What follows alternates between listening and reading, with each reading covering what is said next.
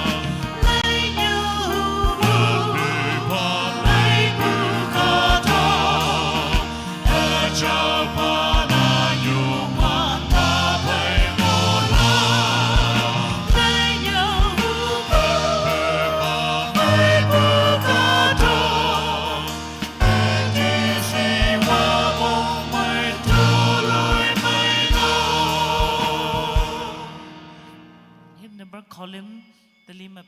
nga 345 345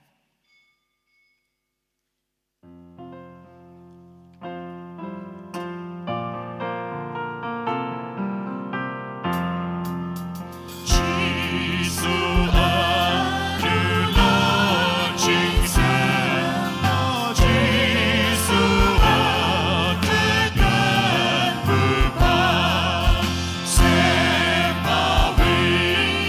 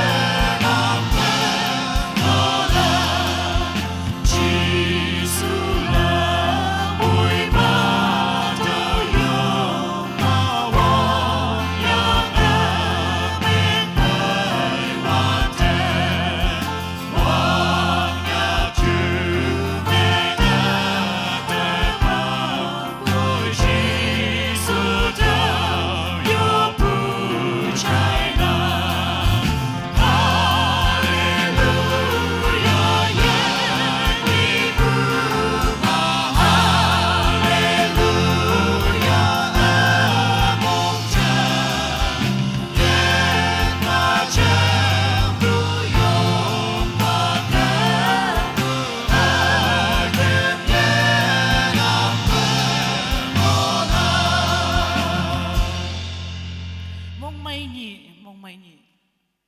Hymn number 351, column tanga macha 351. Mulan jam se yelak pa yung lokal.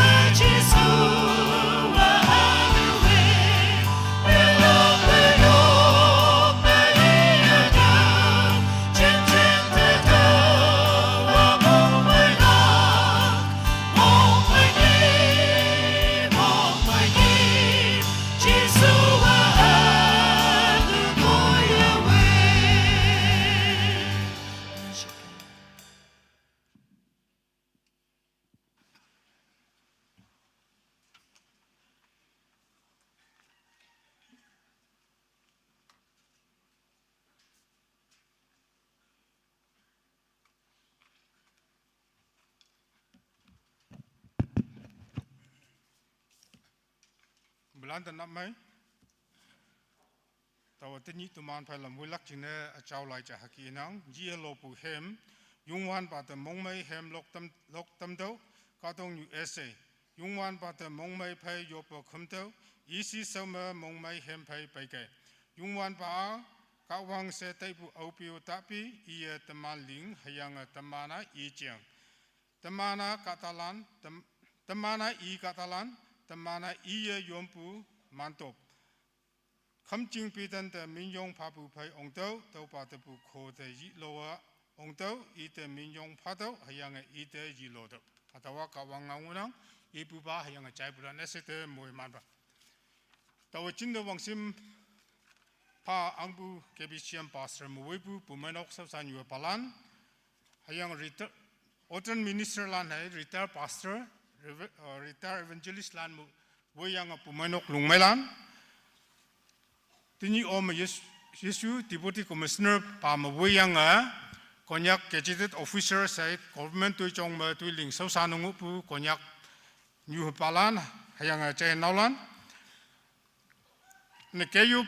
hai ke NSK KSU president lan wo yang office paris NGOs ma tu ling pu konyak hampanaumelan hayang pai Yesu ngoko ma jin kem au yong yang om supu konyak jing yu jing Katalan hayang jem supu kebisiam Kristen acue ayong lan mulanda wangpeng Allah salam ngalan China tamnang tini 2026 nyamji awang bani kebisiam pumanok calendar menyanungu pukia sau san tailak kai sau san yang bulan cai le ye yo po kem bu tai dem builak chin se pu mai nok kan ying tam bu ki tau yong nang hayang tau hayang tinok nok sam pu wang peng alas lam cai tam nang wang pang bu da haki bu tai dem hipak yong law ya am nang hayang bu muilan nan na yoi ka wang te yo pu bei yoi sot ching ma kan nan sot ke se awang ne hatau ngalan cai na tam nang ani online ma au yin au sin lai tau te pai yo pu ka lai ngunang nu manu ye ang ba hayang mo he man ya au lak chin se mai ya lai tan ke se hatau ngalan cai na tam nang tawa tinyi tu man pai chon ta lak tai dem haki e ha gani konyak baptist church monton 2025 meling pai bu hai 2026 meling tai lak alang alai chai lai bu tai dem ni 4 January 2026 hipak 10:30 am nyaw lai lak pa reverend e yang phong district chaplain ngami kawang nyek ngai sau san lak ching ne lampu tu 13 2 and 2 to 3 chongpa pa cheng ngamwang tuwang yoblak pa che langphung retired evangelist number e topu salak khai takpulan ching ne yoblak pastor number lim report phalak Brigade Pumainok B women ministry C associate pastor women D pastor item number 4 lakpulan de minyong papu ngau lak pa che longching tikon number nga hemlok lak Pumainok queer Brigade B Sausan Yulan item number walk lakpulan min me ngau lak pa che YL akat tikon number nyit alang ala che lelak pastor KPCM number 3 report phalak Brigade pa che ahat associate pastor Papong B pa che changke associate pastor Tumpang C pa che Puman associate pastor Chingai number D pa che Mosa associate pastor New Side number E Nyana Manpo associate pastor KPCM number F Chehna Peter associate pastor Techa Chachon item number 2 2026 में sausan tailak jingne yop pubuelak secretary KPCM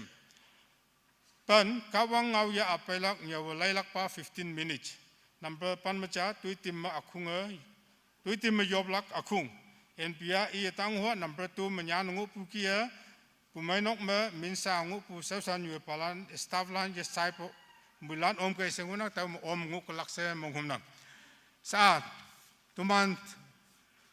taidem lili kawang bayakta panapai nyanungu pukia tuman pai pa che langpho retired evangelist ite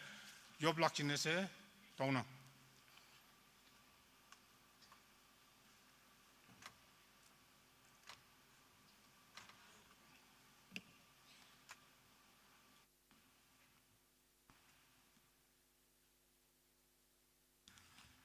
awang na happy new year tinok hayang atau min me mulan te chai tamnang kawang te tau yopuna hallelujah chawang dang kawang nang temi yong phanang hang ne nang a wang dang katok yang ching hayang atau me ayen yan mok tolana seling soyang hema nangan nang li bu ma katanyu hatuman lingai to khai tuman nang li bu melingai puan nang temi yong phalak chine hallelujah kawang nang tato khai ma mi yong phanang hataw ba ni nyu hataw wang peng hataw ba minute second kawang nang a kadong nyu ling mang ma pu second ha ma pu wang yang a minute konta yang ni likyang yang wang peng chin sa moi mana pai pu tinyi hataw pa ni wang peng ala tuman te pha tam nan mi yong pharang han jina tuman phai bulan ma pu ka dong pu yan te yim chung mo na pu tuman da yen chin pau tam bu ba ka wang nang men hai yalak yong nang ke achau pa pa den de pu wang peng lan te yiwan te tuman a yo ka sang pu ngo nang pai ha da khong ko bu a meong min tam pha niu to ma tuman ya phan yang a sa ji samai sring lak se bu chu te phai ha da wang peng ala phai cham se tuman chiang chap pu tuman ya ha chu te mongchang manang tim tam pha hata KPCM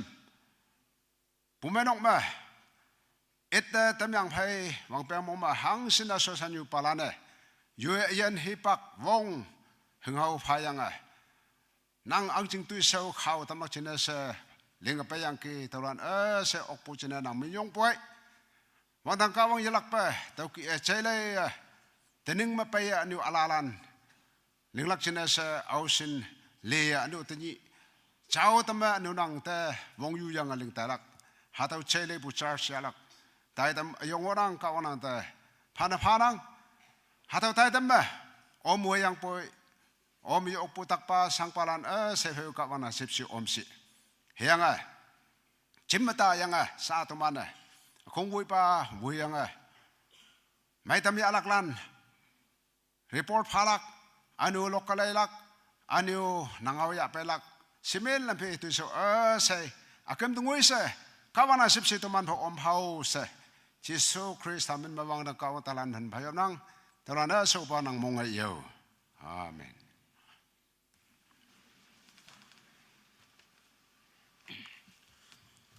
Jo patambu sau san bata menyong panang lak patuman taidem da taya taidem nampai nyima to pu sai lak hai tak pulan chingne job lak pastor da hipak padam na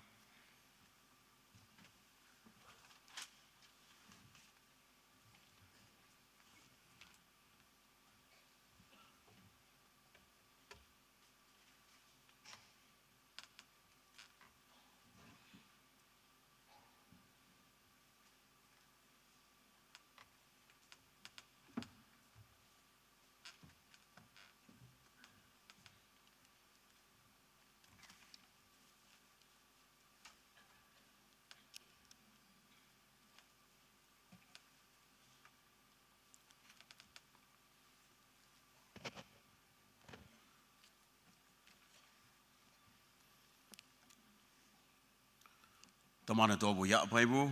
nam no pai soma yalak patai do lak china hado inang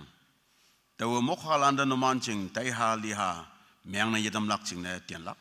hayanga no man ching na wung bu lan a wung bu lek mayang ngolak hawanda chat lan ma bu ka dalan lilia no man de mong mai se nyek lak hang ching na ima a no man ching ka mek a nyoi lak ching na mai ma bu fai ngolak 2026 wang peng ma hadau ngau a ninok noksa ching ne mohiman ne meng tam lak ching ne tenyi mo wang oyen ocean pan phong hayang monglong ya pai de ge mong mai ya nang wang dang ka wang anye mohiman sau san balana hadau nam no ya pai lak ching ne hi bak na Hymn number 193. 193.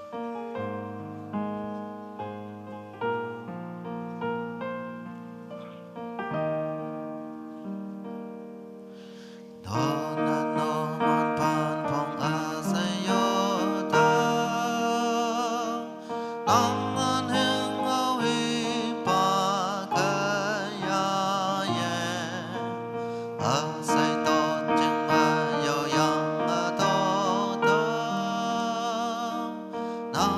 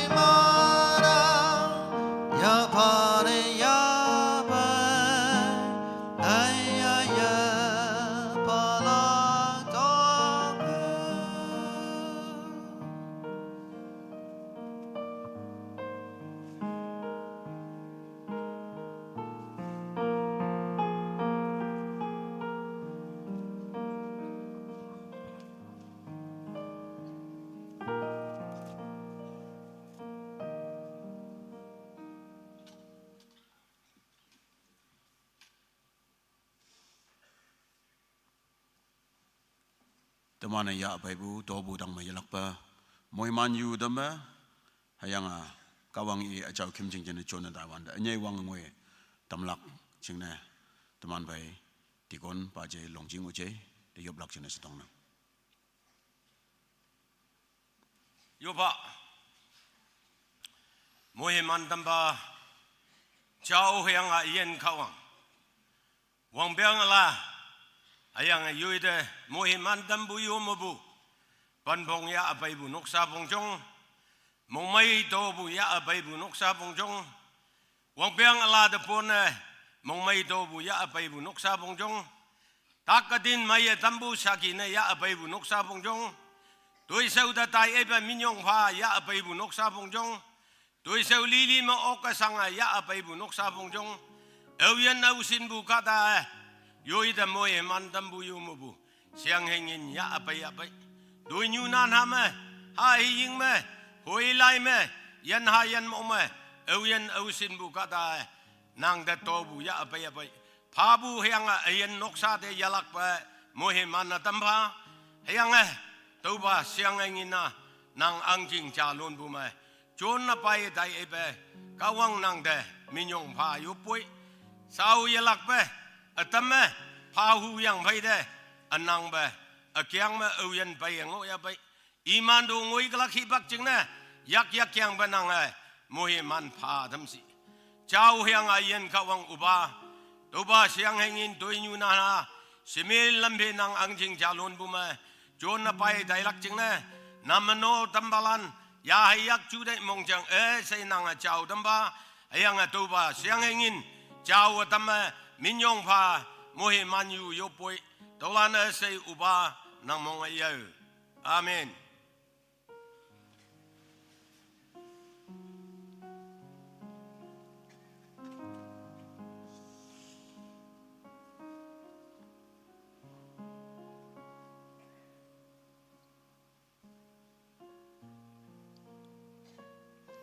chu wana sei ma taman pong de yulak yanyi ba Jesu Krista ngonang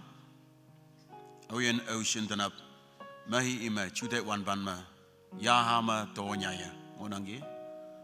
taman i song de bai ha tawa kawang ngau i wan de ating lak pu phai yong lak ching na se hipak ep nang kawang ngau kaya hayang kawang yaha angan wong kaya nang takadin chu meang wandang asay ya telak taman moilan mengoi ha hayang atawa kawang ngau inang hadaw kawang ngau i wanda yopu yahu bolan yesu chim yong lak jenis tong nang obe Jesu li siang chada ong e belan e phai woi mok se yang ching ma wai si wangka ayong ngai tau gaya li siang yang mok ma hemma ngo hayang boy Jesu si ngo hawande iman e dang da pai hayang e da loya e yongwan ba tuman yan pa tuman ma buwe ie iman da e ating lakpu aching ha ngo balan numan hanghi na nyambu tau phai ma ie lawa yong hayang wangyang hai yang ching da de ngao hayang yong wengama kadalana ya sana hake hatawa hangki bu kada hangching wangyang hai yang ching o ida chainangge haleluya wangyang hayang yang ching o ingau chainangge tanap hado Jesu Krista nang tak mai lak ching e lau yo bu kaya hayang i chona dambu kaya i nang dang da pai bu kaya mailak yang mok hembu ki nang sangsi tu da ese hemayela kawang da menyong phala paya hangi ba li siang ma kiam yang malak paya fan mangonang ge nang hayang nenok nang ayen ma hangi si mong sui nang ga ma ka ge sa nang ga yan pa si ihu nang ga Jesu benlan yan pa sa tong yang hayang Jesu yang mok ta hayang wang yang da ti yang ge hayang yang mok hem yang ge all your problems nang sangsi nang takaden ese hemadabo mai dam bunap na tinyi menglang ani usao yonglak adam ngoya hibak ebnang ya kawang moiman yes mabo yongnang kawang moiman teman nengai lak hango yenang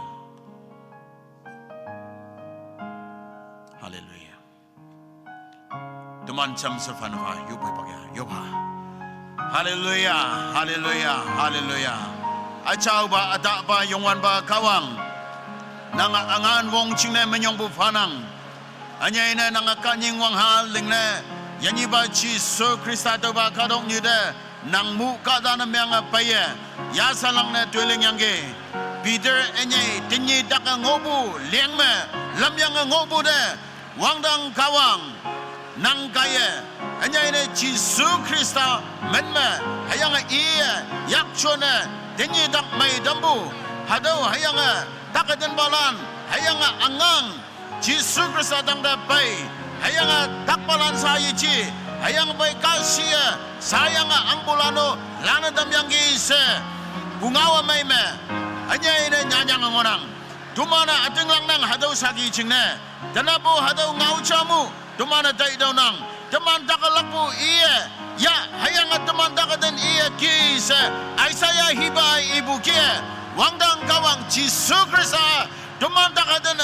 saya yang ge, hayang duman takaden bu saya iya ki yang ge. Tenapo hadaw takaden kilak cine, hadaw tak mai dam lak cine. Neong ngobu kata landang me, takaden balanjang me, mongsang mong me balandang me. Yang iba Yesus Kristus asa, duman bai ngonang, wangdang gawang nang menyong boy. Hayang lisyang me, hemeta malang nang ngobu, noksa kata landang me. Nazari Yesus Kristus men me. Hadaw yang mok hema yena damdo hayang malang mo boyana damba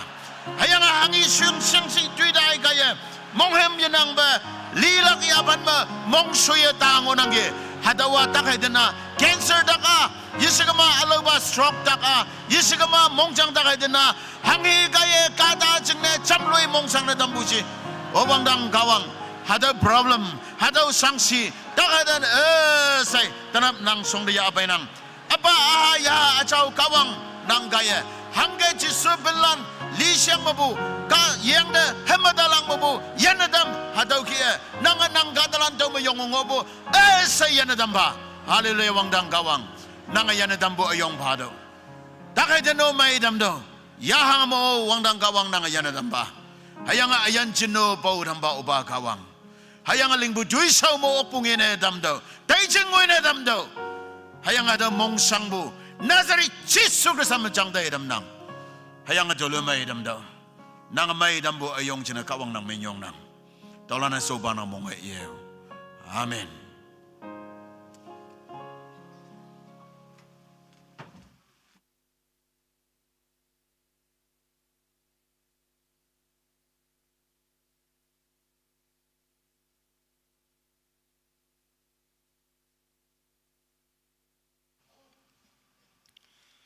Topu namno tambu hai takpalan jine yo patambu pastor pada minyong bu panak. Se au lak patai dem dataya tai dem number lim. Tauma report palak gunang tau kai brigade ABC gunang sa awang ne brigade AB pumai nok kai women ministry mabu report caya sa iman de pak panak.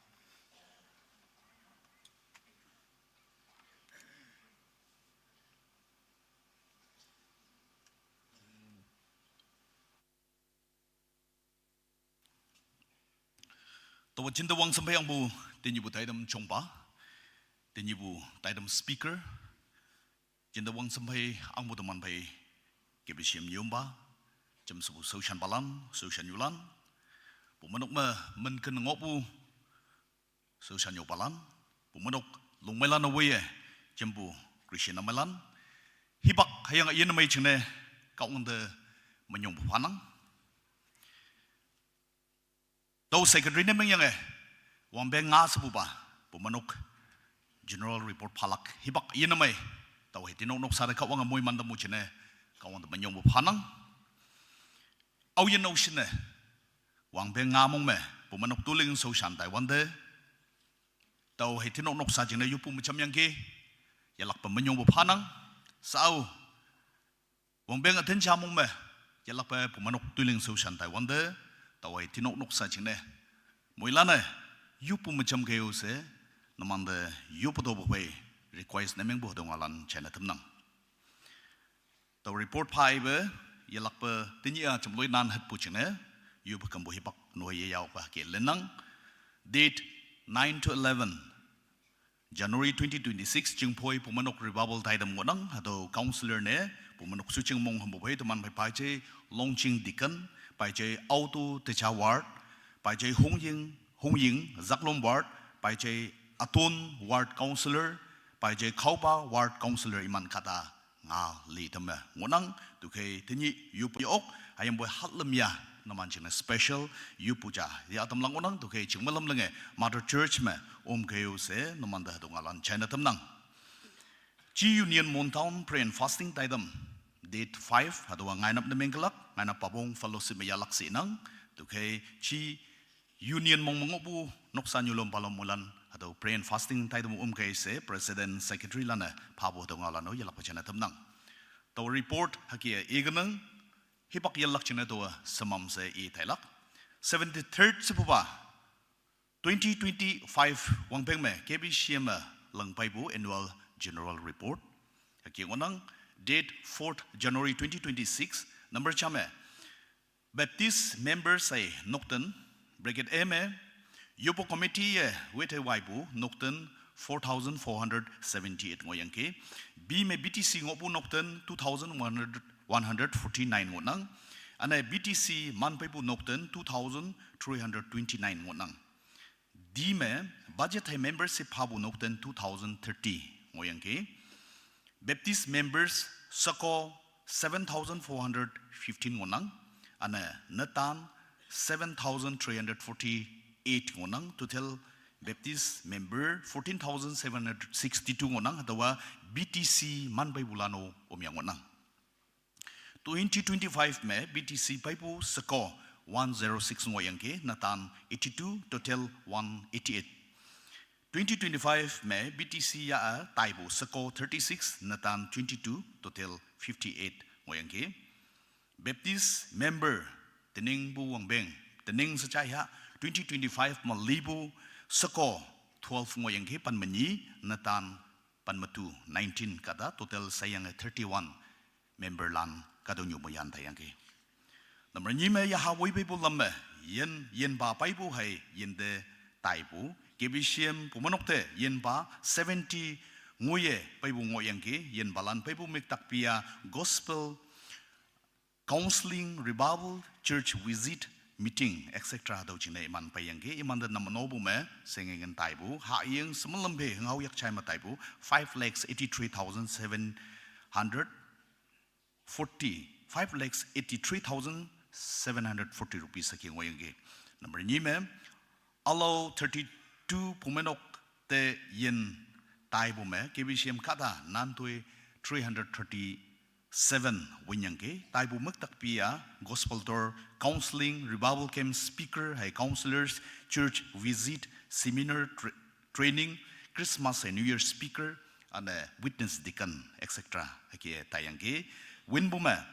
8,96,270 rupees 8,96,270 rupees haki winyangke Limba special taidam lan hakie 2025 mongoyangki number chama pray and fasting manyi dungoi buma 4 times mongoyangki MTC prayer day ngoyangki KBBB mission day taidam ya budget hai membership jembu taidam ngo children's day of prayer taidam ya revival camp ni me ngo general and youth passion week taidam ya Nagaland Mission Movement taidam ya Mother's Day taidam ngo Christian Home Week taidam ngoyangki Environment Day taidam ngo Father's Day taidam ngo MTC Girl Hostel Wibuman ma panyapu taidam ngoyangki Hado Day of Prayer taidam ngo Baptism play 4 times ma ngo Paptibu sako Sangtui 194 Natan 195 total 389 hakia ngoyangki Next में KBCM तचा चाचोन fellowship युप नोक dedication है associate pastor installation ताइदम या Sunday school vacation Bible school ताइदम ngoyangi Platinum Jubilee मन में फन्यापु ताइदम ngoyangi KBBB Youth Convention ताइदम मन में फन्यापु ताइदम ngo KBCM Mission Week ताइदम ngo Baptist Pastors Union Mon Pulpit Exchange taidam ngo Thanksgiving taidam ngo yangi Pastors Day of Prayer taidam ngo yangi World Sunday School Day taidam ya Yobo Committee Annual Report phabu taidam ngo Sunday School Annual and Graduation Day taidam ngo yangi KBBB Deacon Revival taidam mon me ngo yangi Nok yumbu taidam tining mawang nok yumbu taidam 13 times ngo yangi ane mass wedding taidam nok sacha omyangi KBBB Youth Convention taidam KBCM host nameng yangi ane de-addiction camp hado taidamu leaking chamong me ya yangi Christmas and New Year taidam ngo yangi ane tinyi alang he la chele bu taidam yanang shangengan me champong bu khuye nyane yekap hebok yanlak chine nyulom palom pumenok suchingde champong bu yu pai bu tang me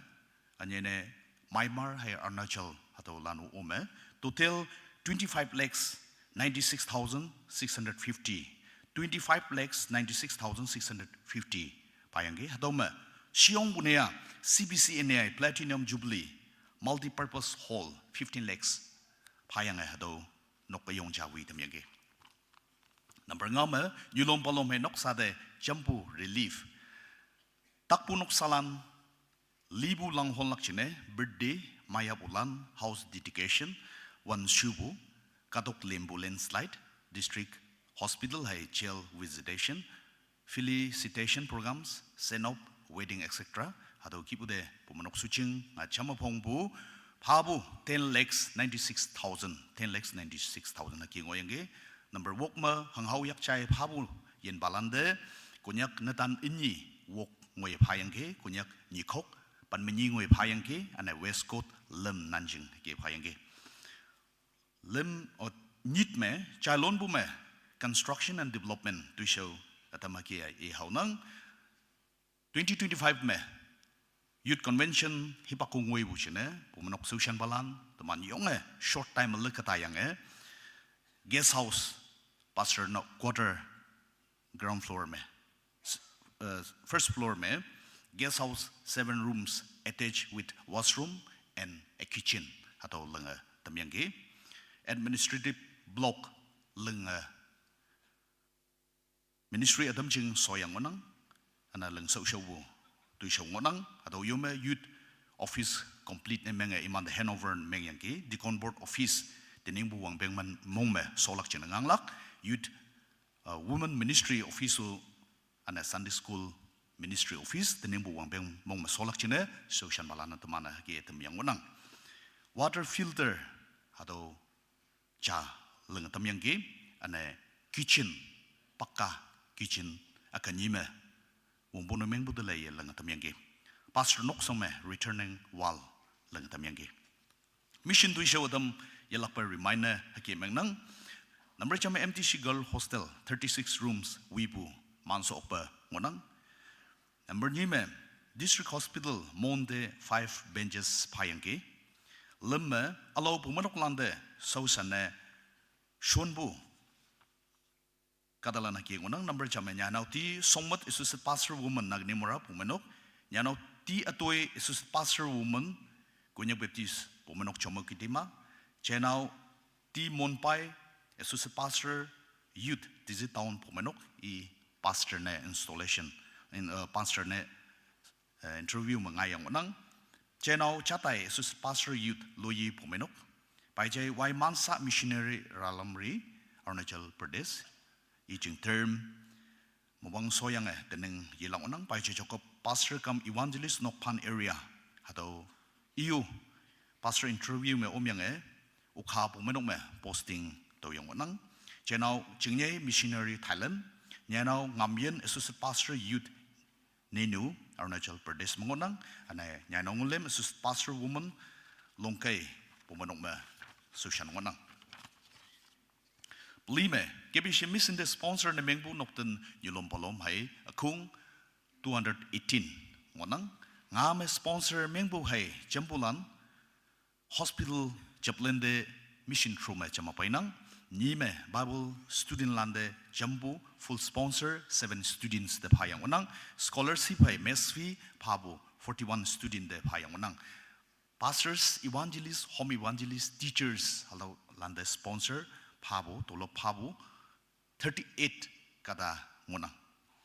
Number 2 में KBCM का mission to show में माइतम याबो mission field Lal number brigade A में 1 में Waka area mission field ngonang Arunachal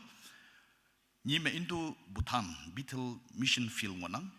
number 5 में Inachuli Assam border mission field ngonang Pli में Lainong area mission field Myanmar ngonang nga में Nophan area hai Ralamri Arunachal ngonang Wok में Karbi Anglong mission field Assam में maitam ya yang ngonang Nyit में Nokti mission association Arunachal Pradesh में maitam ya yang ngonang Pan me KBC property etama kia e honang kyang yulan yupnok ngonang fellowship nga ngonang bus ngonang Scorpio ngonang bolero kari ngonang bolero pickup jangonang scooty ngonang furnitures ma ngonang computer ni ngonang printer ni ngonang generator nga nanching ngonang sound system mai musical instrument wang man ngonang commercial building pli ngonang sekokung building ni ngonang staff quarters ngonang youth department site ngonang water boring well cha ngonang projector ni with screen ngonang CCTV camera mayang chone yo ya busak yang angnang LED with camera ngonang syntax 2000 liters work nanching ngonang ane 1000 liters pli ngonang 500 liters pli ngonang 200 liter cha ngonang dinner set lem nanching haki ngonang ane camera ni ngonang inverter chang ngonang TV ngonang laptop ngonang transformer 500 kVA chang ngonang church bill ayong bacha 7000 kgs jing ngonang number 5 machama staff position aki ngonang full time workers lan pastor ngonang associate pastor work ngonang associate pastor woman ngonang associate pastor youth ngonang choir master ngonang sound operator ngonang driver chang ngonang pion chang ngonang chokitar jangonang total 14 full-time staff KBC ngonang part-time workers lana ki ngonang pomanok secretary finance secretary cashier evangelist Sunday school superintendent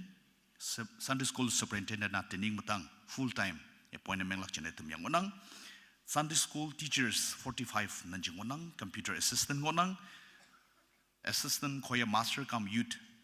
choir master ngonang pianist ngonang 4th grade staff lan kada work ngonang fellowship choketer lan kada pli ngonang nga ngonang drivers iman lem ngonang ward counselors lan work ngonang hospital chaplain chang ngonang total sayang 74 staff ngonang deacon lan kada panmenyit ngonang church board kada 28 ngonang mission board panmenyi ngonang KBC Yupo committee chairman and secretary general ane ward Yupo committee chairman and secretary sayang 26 kata ngonang namnopalan 25 ngonang decoration committee kata ngonang ane sound and media team ngonang music committee ngonang number panmenyi me 75th KBCM annual ngeng tap me pumanok ke hengho tobu ki ngoyang ki general report me first position tau yang ki ane mission report me first position tau yang ki 13 me 2025 pumanok resolution kongkebu kawang subsikaya lang ok yang ki kawang padai menyobu panang yelak pe kawang pa KBCM pumanok moiman Dampa reported by L. John Kunyak, Secretary, Kunyak Baptist Church, Montown. Thank you.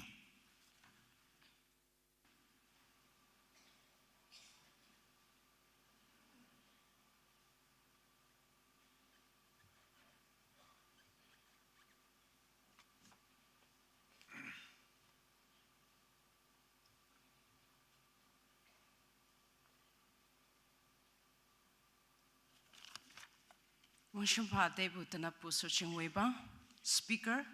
Reverend Appa, Reverend Pastor Mawayang Puso San Yusosan Balan, and you Tanap Hado Ichau Kumching Me. Uyan Ocean, Hado Bataidem Omlak Chinesa Paying Onang, Awang Mulan de Gabisham Women Ministry Mabu, Wang Beng Alam Mung May Salam Ngaulan China Demnang. 2025 Wang Beng Me, Women Ministry Kaya, Linglak China Tembu Taidem. And you do show Lilia Yong may ling a saw painang. Hado ling a saw paibua, Ado Gapisham Mong Mangopu, a new apalan, a chui yong, a younger Numan Jing. You kite be, Numan Haduki of Habu Gaye, Numan Pabu Chude a may, Numan a Yaklan a Dumbo, and you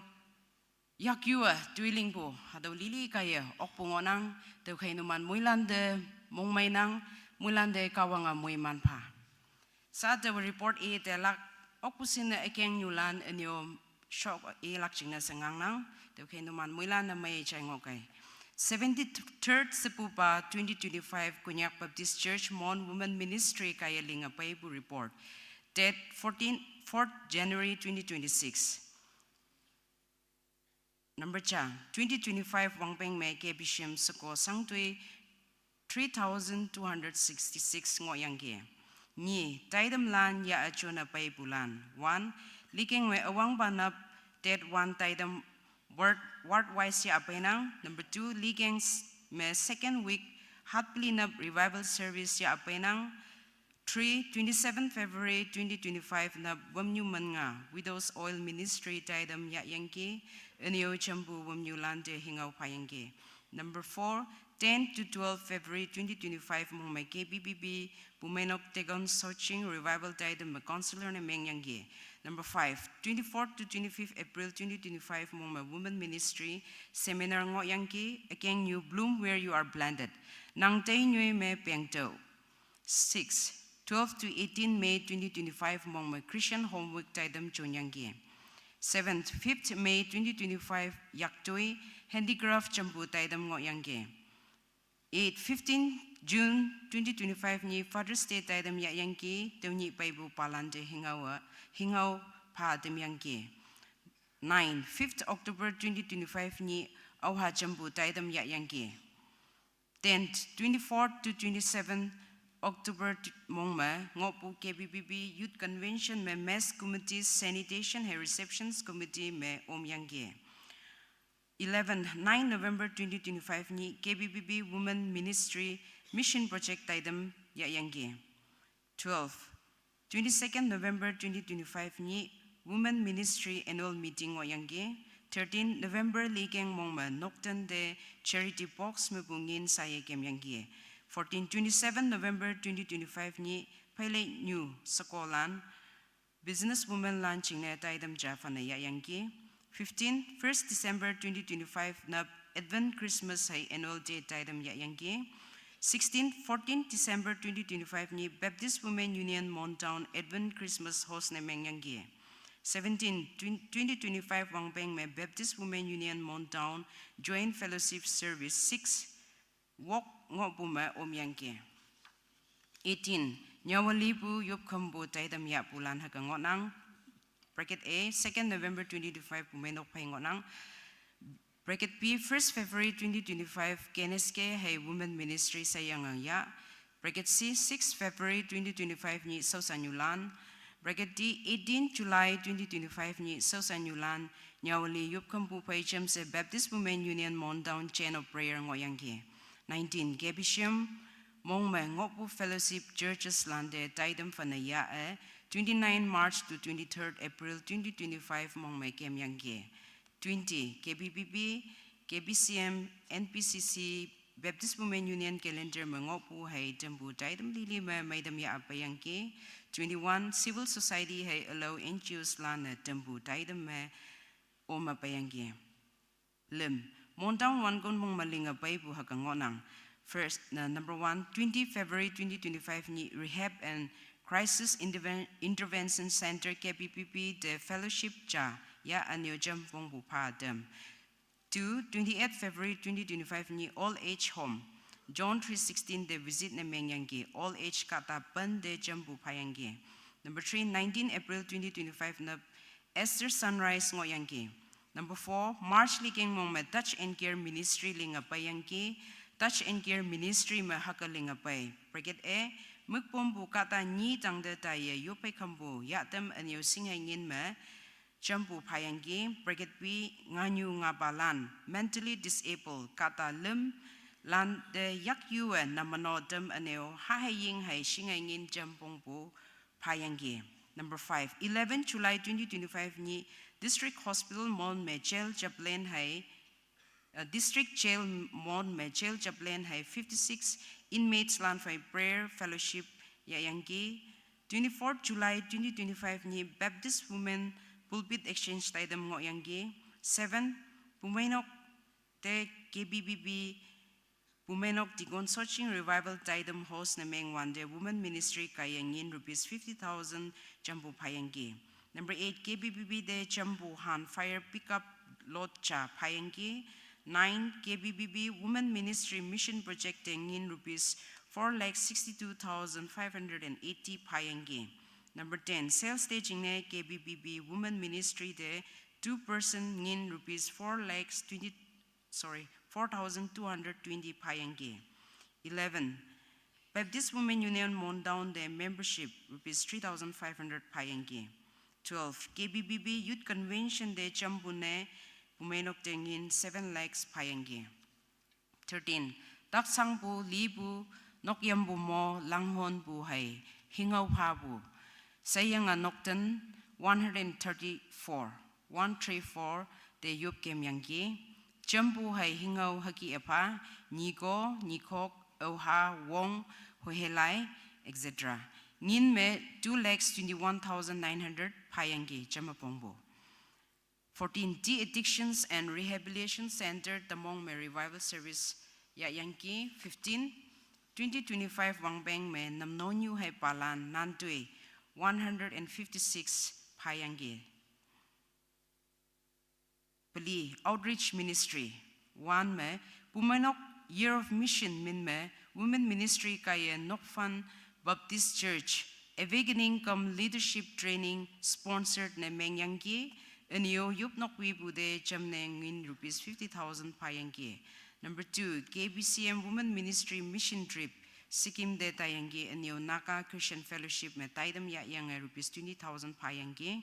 Number 3, 2025 Wangbang me Women Ministry sponsor na Mengpu Katalan Halan Ngonang. Bracket A, Mati Sapa Pastor Putan, rupees 60,000 per month. Bracket B, Santos Evangelist, rupees 4,500 per month. Bracket C, John Buster, rupees 5,000 per month. Bracket D, Miss Ngamli, TTH student, rupees 2,500 per month. Number 4, overall outreach mission amount spent during 2025, rupees 2,86,000.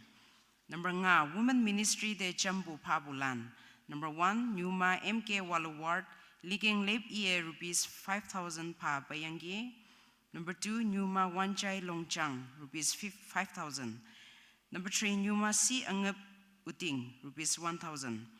Number 4, Numa Yali Exo Sanyu, rupees 500. Number 5, Hatpli Choir Land, rupees 5,000. Number 6, Numa Nonwang Walaward Kayo offering basket cha Payangi. Number 4, 2025 Wangbang me Ngopu Women Ministry Staff ay Sanyulan. Number 5, Associate Pastor. Number 2, Woman Secretary. Number 5, Finance Secretary. Number 4, Cashier. Number 5, Jokidar. Number 6, Driver. Number 7, Sanyulan 16. Number 8, Namnonyu Haipalan 18. Number 3, 2025 Wangbang me Women Ministry Office Property Ekeng Yulan Hagangonang. Number 1, double-story old building 10 rooms. Number 2, commercial new building 10 rooms. Number 3, Sumu Garija. Number 3, computer with printer 2 set. Number 5, USB inverter 1. 6, Jarity box 2,800 boxes. Number 7, plastic table and chair 25 notes. Number 8, executive chair and tables 7 notes. 9, steel almirah 4 notes. 10, office and common room sofa set, 6 notes of 8 seaters. 11 to 14 December 2025, KPPP ngeng tap hai KPPP Platinum Jubilee Mission Center mo omyang ke, tening ngeng tap me, taubu hingau lan hai ka ngonang, cha me, handicraft me first position taubu, general report me third position taubu, and your mission project amount me 5th position taubu ngonang. Reported by Nyuma Pamlem Kunyak, Women's Secretary, KBSHIM. Thank you.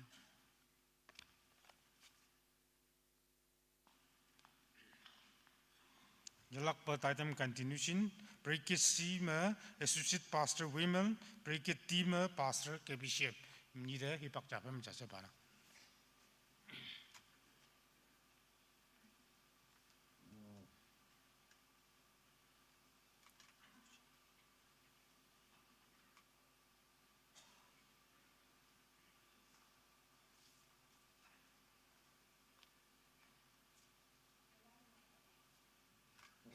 Jang bu kai ma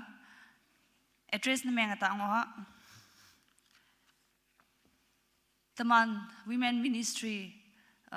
Secretary kai yong maya general report phayange hadaw lele pepe ngolak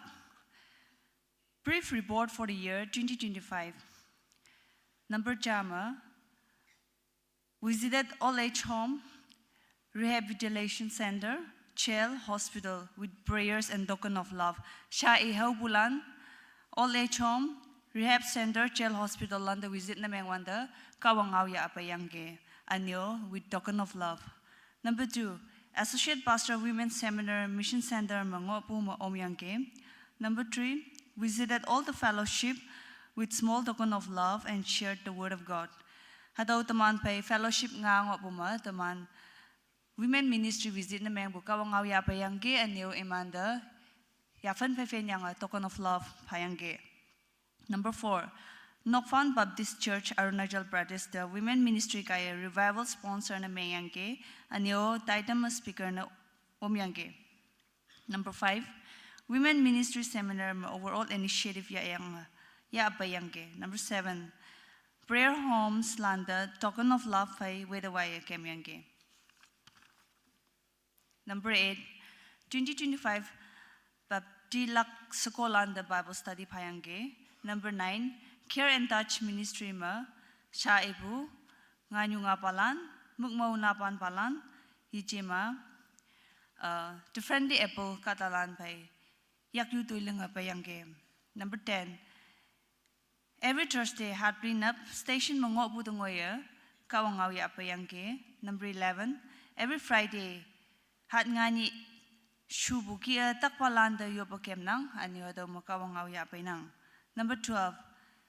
ngobu ngoya devotion ma pumainok taidam yejema naha men chao tambu taidam or yopu niepukan kongkom buda o mapayangke.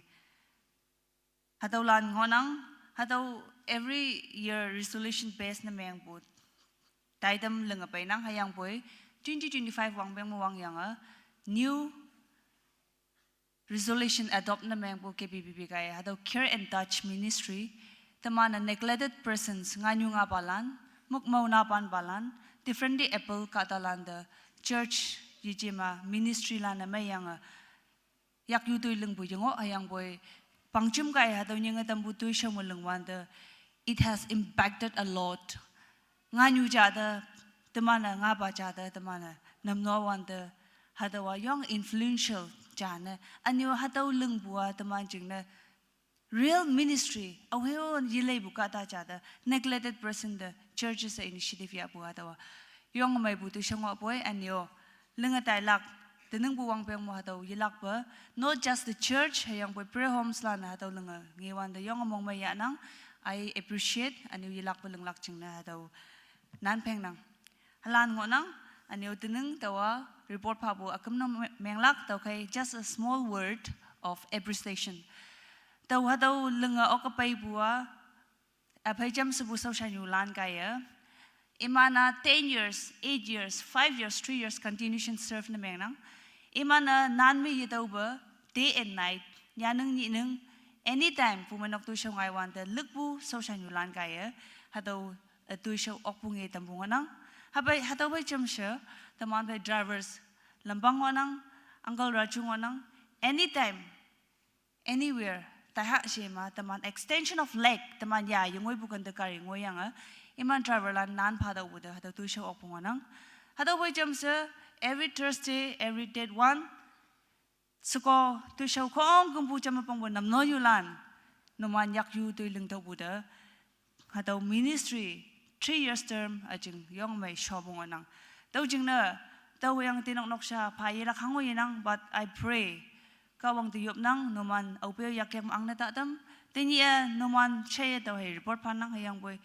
nan mi ye tau buda lungbu tu show the kawang yelak ba noman ayan noksha chin da moy man dam fa pu shoy ke bishem kawang moy man thank you.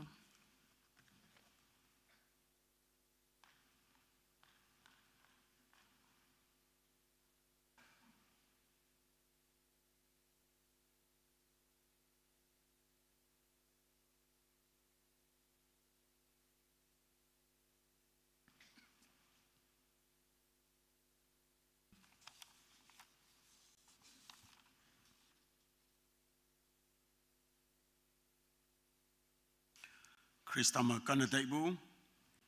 kebishim ma ordained ministers lan, hayang tuiling sausana. Sorry. Jam sa baibu, pumanok staff lan, anyo tanying onang bu, current leaders lan sauma, tuiling sausana baibu, kebishim bu, ex Sausan Yulan, Sausan Balan. Hayang Chathali Winyu Balan, members of Mailan, Naman Moilanda, Wangsam Ayong Honang, Tau Hayang Tinok Mabu, Kawang Yang Hayang Wang Bang Allah Salam China Tamnang. 20-25 year, Taman Fai Kawang Yasanyali Kanbu, Taitobu, Pang Jim, Natamanda Pabu. Ngau bin yu na tau ngoyang ge hadau da bawa da man a year of mission ning tuiling bu wang peng nam yang ha sa ya tuiling taibu hadau da man nginang awang ba ya fan ma taman fai pastoral care hayang a home visit ya fan lai wanda yinyek pu kanda a tayo yo ok atam tok ta kai a nyek pu kanda hai taibu ki hai ngai nang hadau da nu hai nan het da ngai bu ke bisem ya fan ma hayang boy sayang 186 hado nokten da yobukum na taibu ma takpu jingna birthday jingna anniversary jingna dedication jingna thanksgiving kam dobu jingna nahalan jingna yop na nyepu jingna hayang mabu reasons jingna hado ma akung pai anyo asa kembu hado yapan ma kong kembu tau nginang hado gaya noksa hayang pemlom tuman bama ninok tapaya yopu ma ninok na lan ni ongi bu ninok ongi opu hadau jingna achingna hadau relationship ninok to pai bu yo ong mai bu hayang tau hayang numan taising bu hadau ya fan jingna kawang da minyong bu fanang counseling hayang family life events lai wanda premarital counselings iman ka da ta madat phayang gi counseling pha bu khonda nyilim ya nang session ni cha go ya nang hayang wedding ministered na miyangbu couples panma pali ngonang engagement pha anam no yop kam dambu 33 ka da engagement pha dam yangi hayang hadau ga couple jingyu nok so bulan sakona dan landa ka wang singbu me jonglak jingna se family life hadau nyo lei dambu hibak amai ngoyangi tau jina ocean family counseling pai premarital counseling teman sebejim hadau gaya tau nang hayang tuman jeng tai singbu hadau hibak amazing na kawang da minyong bu fanang hayang mai mu tai ngonang sa ating lakpo ayong ngonang word ministry kawang ngau nyu leibu hayang sacraments hadau dai wanda teman fai bible study hayang baptism yabu 4 times pumanok sigdi bu jayangi hayang Bible study nyo leibu associate pastors lana nan pa yangi imanda minyong bufanang members paptibu 194 females 195 males 389 hadau total ngoyang ge hadau general record mateman pumanok tau ngonang hadau mayu ombu 3 persons kada lemma monchel ma tarchun ma papti ngoyang ge hayanga hadau sayanga Lord Supper kandak na myang bu teman fai yop nok ma cha ma hai okpo hayang boy yu pa ya fan bai shua kandak na myang da bu da 5 times hadau chel mong ma ngobu sayanga Lord Supper namno da ngoyang ge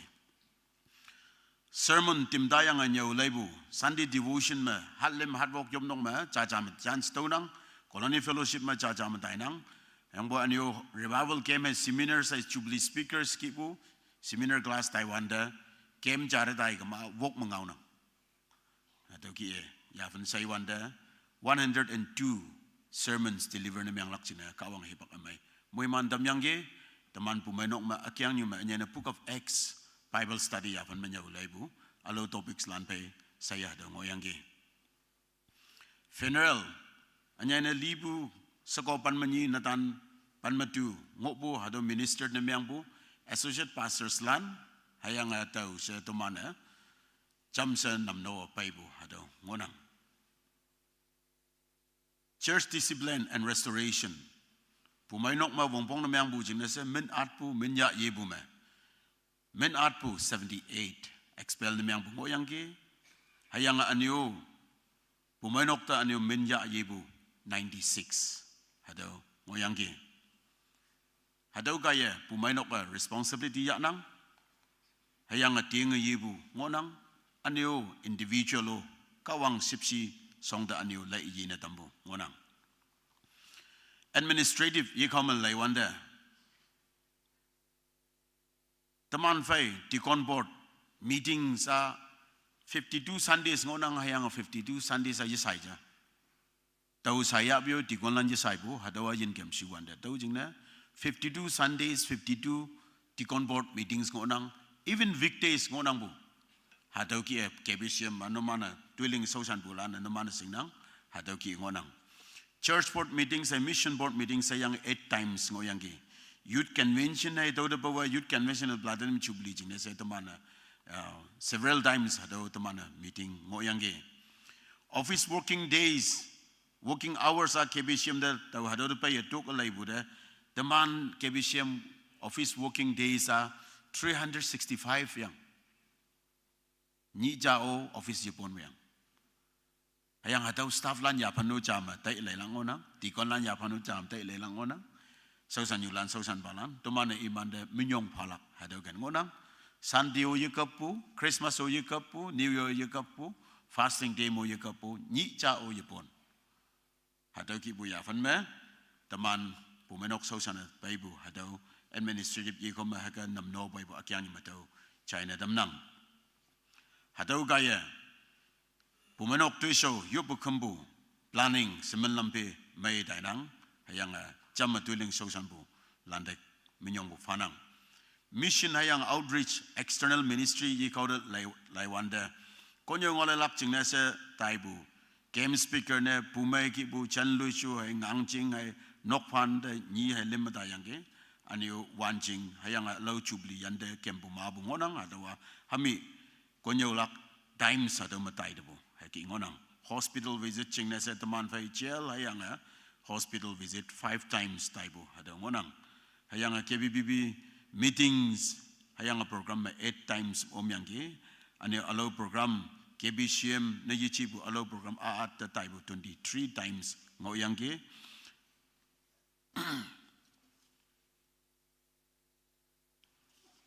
Mental Health Care Ministry Scoping Visit Program 5th August 2025 ni hado teman fai Nereja Bonimabu Balak Kordi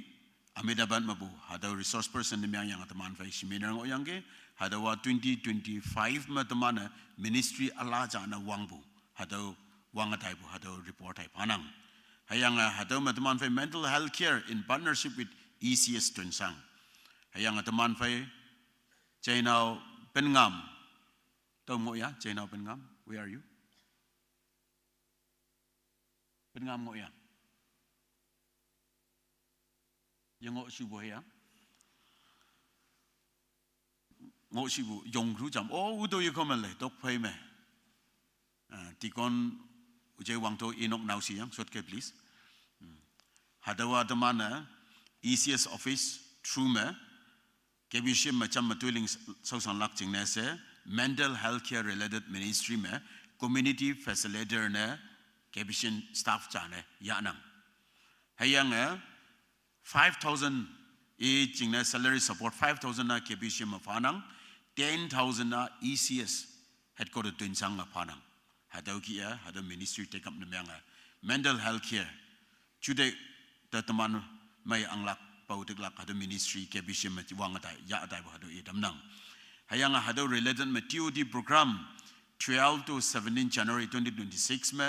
taman kada pelinga ngoya twin sang da hat paja training ching na onglang onang hadau ki bu ministry wang atai bu report taman da China damnang ane passes appreciation day 12 October 2025 ni anye ne tau hayang tino noksa de kebishem kaya yong asia namnoa yopekam matambu hayang vises salam ngaulan hai mongmai bu ngaulan hai hingau yak chai ha ying me she hingin me pumenok soching o nyulum balom o mabu ya payangi nomande menyong paboy nomande thank you senuhoi mobile me texa kongmu pa ngaulana ye yo yang boy nomana hangsin envelope me pastor si yang nyanyanga hingau yak chai pa yang ge hadawa pumenok oje ya be pumenok sochinga tinok to pa ga jawo se hayang noman lili de thank you sa do idam nang hayang a normal offering hangyan pastor stay me hadaw specific na yiji bu offering ba ya ba hadaw kongem bua pumenok wongpong hayang pumenok offering ne yanang tinok sa da yichi hayang boy siyong se colony fellowship mangobu youth hayang a woman associate pastors landa mongmai dama yobekam dama hayang a iman pong de yue hadaw appreciation pastors appreciation Sunday last 2 years tau bayang pai me ana tau samu cha 3 sa lim si bangonang hekandam no tambu jine pumanok so ching de menyong bu fanang hayang mai dam ya bu nok salan no mande thank you sa dong aulan China dam nang year of mission 2025 hayang mission beyond hadama mission sponsors lan no mande menyong favoi partners lan hayang participants hongi haja cha doctor tamana mission participants lan year mission ngoyangge hadaw lili no mande menyong bu fanang hayang hadaw year mission kay daman mission to show wong nang damnang hayang yelak pa damana NMM truma missionary lim power solak hadaw wang biang mai si bua year mission mo wong do bu ngonang anyo educational mission through Angchong Mission High School hami information payang bo hadaw damana wong nang hadaw school la daman mission school na nam nolak si bua hadaw chamabong bu mission to show cha lon bu hadaw kaya ngonang tau kam hadaw tu show ma mai dam ya bu individuals akung asay de tau personally mongmai bu hayang mission to show ling dai bu hadaw report phanang menyong pha bu kimyi kome tikon board te church board te mission board te ane apai chamse tuiling sosan bu associate pastors staff lan hayang anio pumanok mamenkin bulan hayang ordained ministers lan hayang retired pastors lan KBBB's retired staff lan hipak feme wongbong myang wande pumanok pay chamse wangnyak wangai apai tuiling sosan bu leaders lan numan say de menyong bu fanang hayang hadaw pumanok ma chamse tuiling sosan bu women ministry youth ministry Sunday school ministry prayer committee worship praise and worship team both general hayang youth kung mabu sound and media kung flower committee hayang taw kemyo ok hayang boy oyen ocean pumanok wong nang ngolak chinese maidam ayong 2025 wang biang ma kawang sosan bu maidam ya yang ge noman say the as your pastor menyong pabu hayang noman de wang sama bu sibu hadaw China dam nang anyay na 2025 wang biang ma 71 sebuba KBBB Youth Convention host na miyang buma oyen ocean na yoong bu maidam ayong ya sponsorship hayang ge shehingin me nan wenyang ge planning committee webu hayang sponsor ni yang bu noksalan jinja dambulan hayang volunteers lan de ngoi sibu lam bu committee lan numan seide menyong bu fanang hado kong kimbua jamse tuiling bu kaya okpungi dambu se mongmaya taibu hayang menyong pau tau China damnang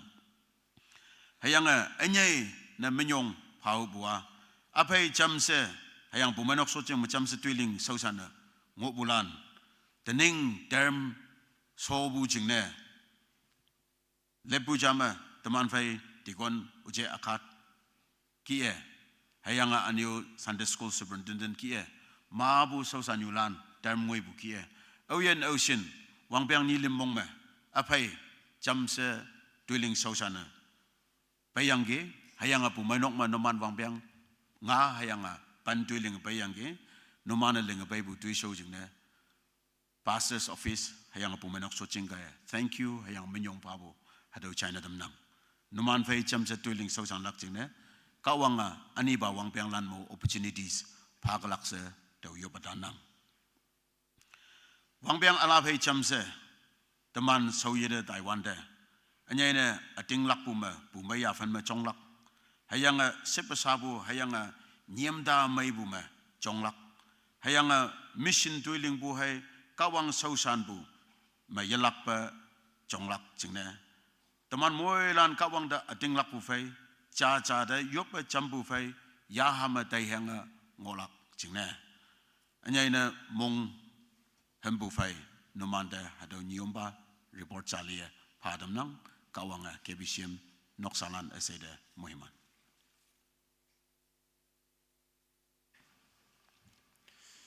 Pumanok Secretary, Women Ministry Secretary, Associate Pastor, Wimel, yang Pastor Kebisiam, Nomana, Lingyangbu, Ripolan Maya Kapang yang Akung Tang I Hau Bujing Nase Minyong Bupana. Taitem Bli the Taiha, Taitem Bli, Lakpulanda Minyong Papu Ngau, Pache, Longjing Tikan, Sa Ida Hipak Padama.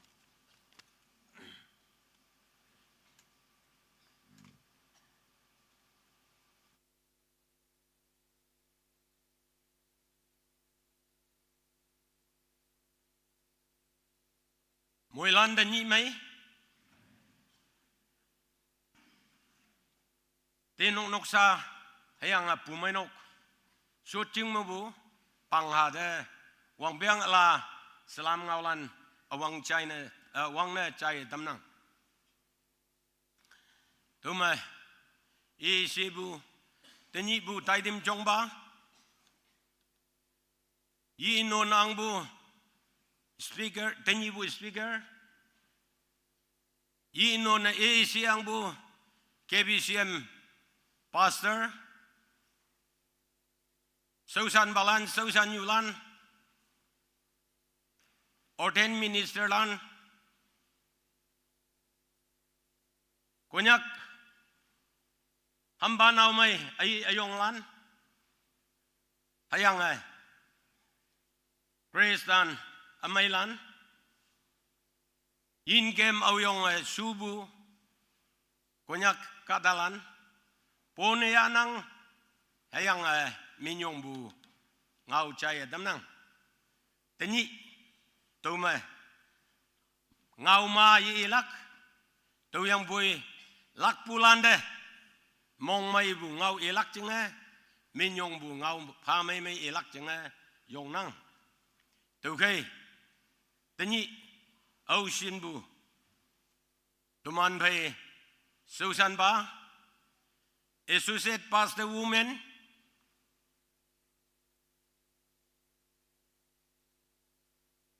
Sunday school superintendent Susan Yulan youth office beres hai executive lan Sunday school master lan Jai nau yang nyai nau lan ocean bu tanyi nang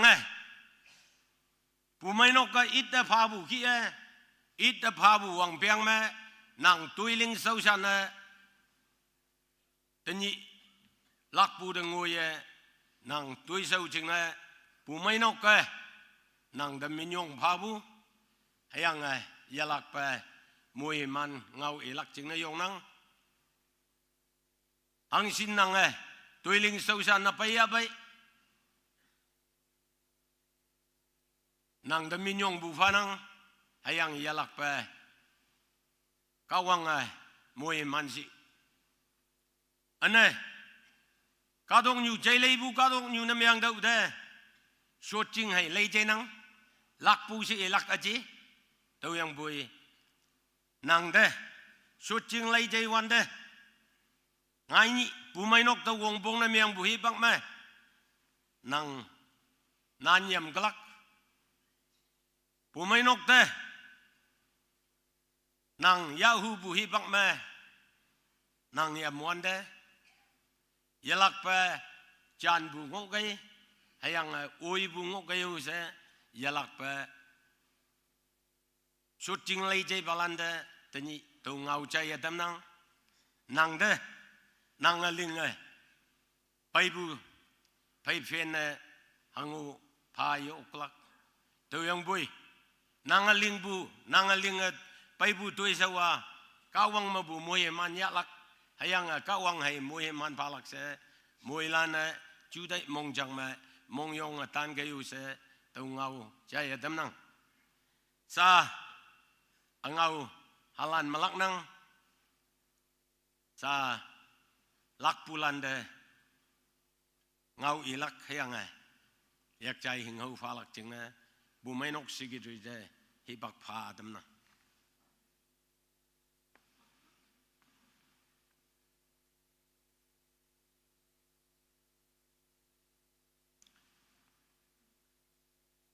mong mai ngau teman bai so chan bai dam deki tu ke tau wang ngoi tam lak chine pumanuk suching ana kebi shem pang nyo man ma heng hau ching ha bu pha tam lak chine to hi pak yanang ateng ba heng hau riwata kawang ba pha galak ayang boy pumanuk suching ana pang nyo ha mong mai wong kam bu ching ha bu heng hau pha lak chine to hi pak yanang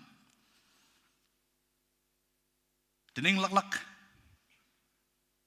Sosyan yung palan, pumanok mong me, pumanok me sosyan bay bulan, iman kata pangut nang, woman ministry me, tening cuti lak iman kata panmencangut nang, ana youth ministry me, iman kata lem ngut nang, office brace alam tam ngut nang, hadolana youth ministry iman kaya nam noklak, hayang boy tinyi pumanok sucing ya, iman kata lem dan nam nok tam lak jauh sebu, pangyu ada atau China tam nang. Tau men I wande ching mai lam lenga naman siu hau tam lak ana kawang bu mai man yalak tu kheme ching mai lam lenga pulpit song de chaphem cha sapai lak chine to request ne mengnang pumanok me sosyan pai lak pulan teman pai che YL akhat dikan 2016 to 2025 wang beng pen ngoi bu chine teneng ide cuti panang tu kai cungmalam lenga pai cha akhat dikan nang atau nyuidet pai ke teman pai cha yan wang you Sunday school superintendent ne 2021 ma pai yang ke 2025 wang benga ngoi bu chune laknang nyuma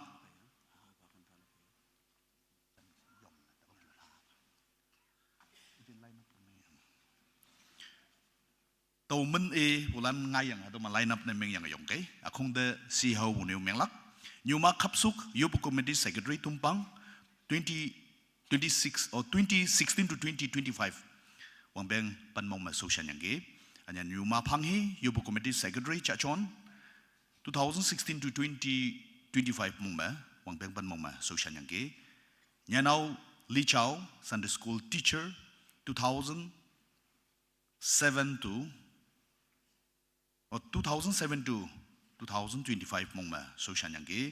jenau Shungwang Sunday school teacher 2024-25 mong ma sosyan yang ke ana pai ke Shiwang Namnoba 2023 to 25 mong ma sosyan yang ke ana pai Nyuying Namnoba 2016 to 25 mong ma sosyan yang ke ana pai Nyewang Namnoba 2021 to 25 mong ma sosyan yang ke ana pai Tingyam Chingai Namnoba 2021 to 25 mong ma sosyan yang ke awang ne iyang buki pumanok me social alak pulan atau landa palak tau heme woman ministry a youth ministry follow up ne menglak.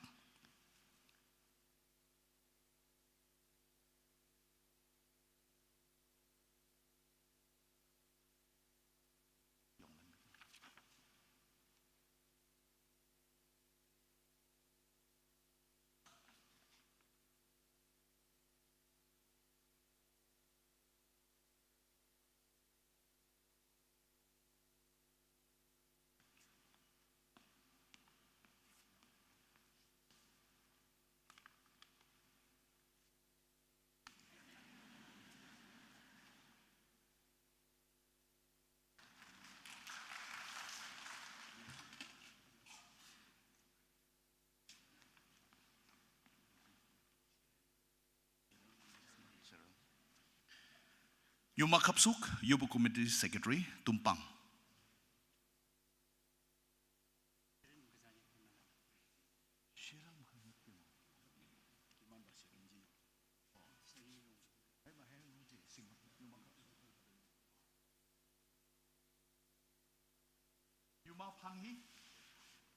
Yuma Panghi, Yubu Committee Secretary, Chachon.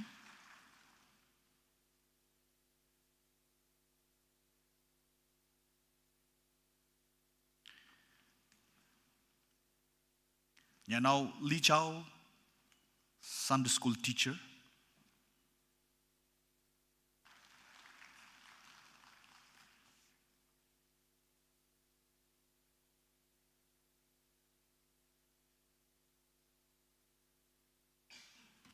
Chenao Shungwang, Sunday school teacher.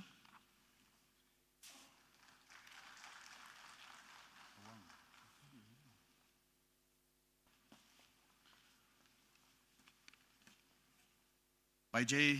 K. Siwang, Namnova.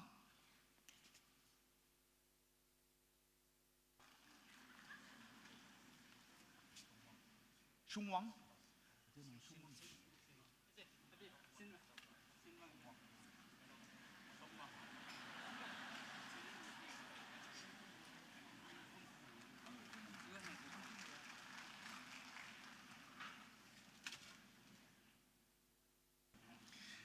By J. K. Siwang, Namnova. Shungwang ay Siwang ni Pian Nong Biang.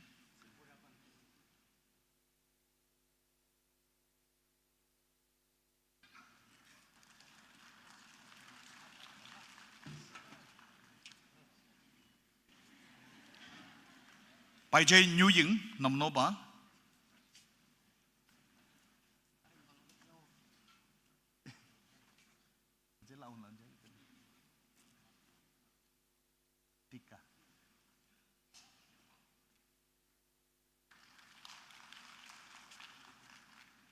Next, by J. Nyewang,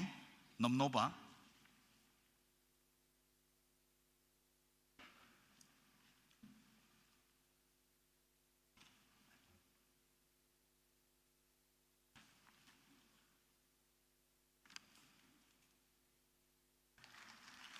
By J. Tingyem, Namnova.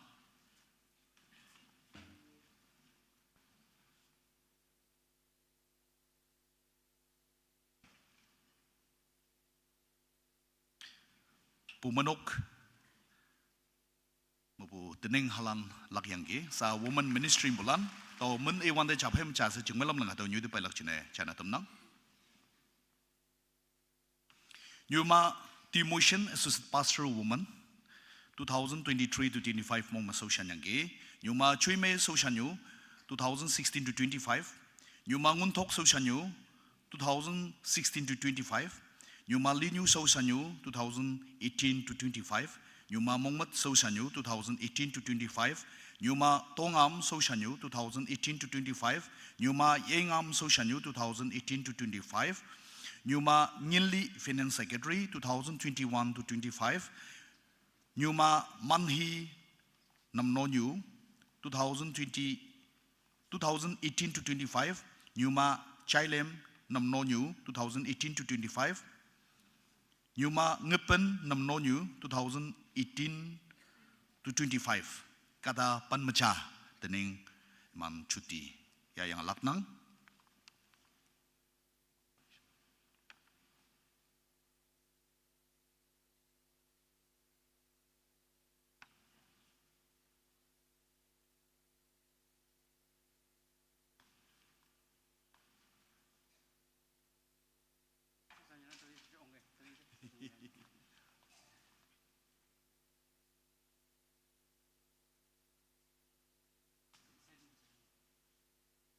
Awan teman bay Nyumati Motion Associate Pastor woman.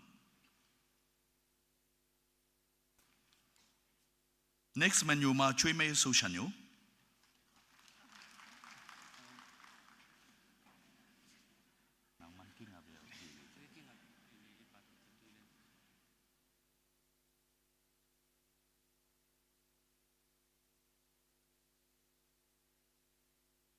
Tinya iman jingna taidam bhan ya okay photo yip na tamha Nyuma Chui Mei Soshanyo. Next man Nyuma Ngunthok Soshanyo.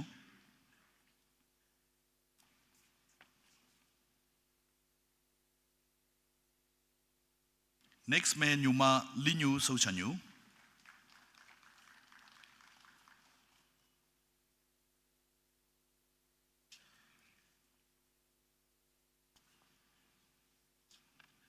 Next man Nyuma Mongmat Soshanyo.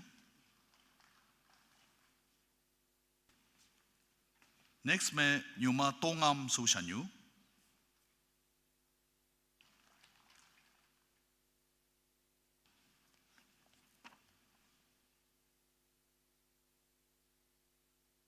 Next man Nyuma Yengam Soshanyo.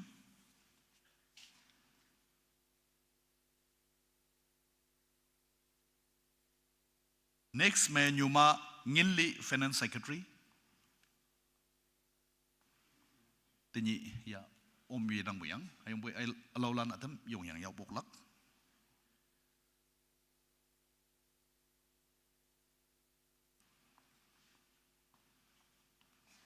Tinyi taidam mo yu om chine mong miang bo he sa ta dai takasang udang bai tu chine Nyuma Ngilli ang haw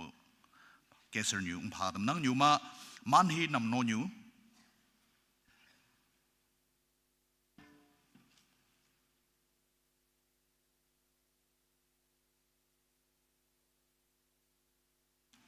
Nyuma Chai Lim Nam No Nyu.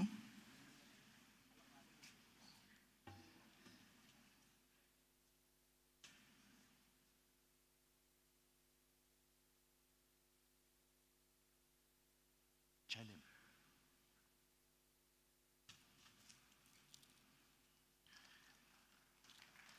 Nyuma Ngepen Nam No Nyu.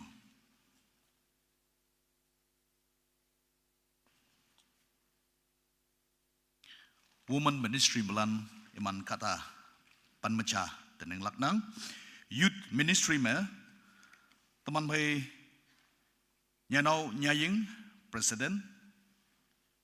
General Secretary teman bay Nyanau Ngapia ana Finance Secretary Nyanau Wanchin Teneng Iman Laknang. Alo Office Beres Lana Youth Lana Namno Tamgelak. Teman bay Nyanau Nyaying Vice President 2022 to 23 ngoyengki. Ana President 24 to 25 ngoyengki.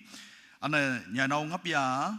Assistant General Secretary 2022 23 ngoyengki. Ana General Secretary 24 25 haki ngopainang. Ana teman bay Nyanau Wanchin Assistant Finance Secretary 2022 wangpeng ngoyengki. Ana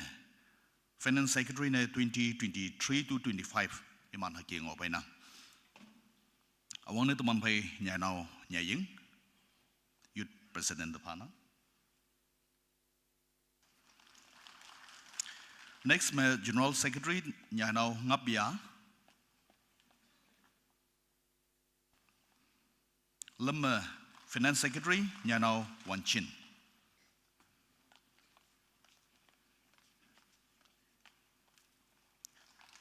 Namana leng yang butoi mai chene ayen kawang yalapa moi mantam si teneng lakpulan noman chine nyomba yong yang yupu hangaya tamlak. Thank you.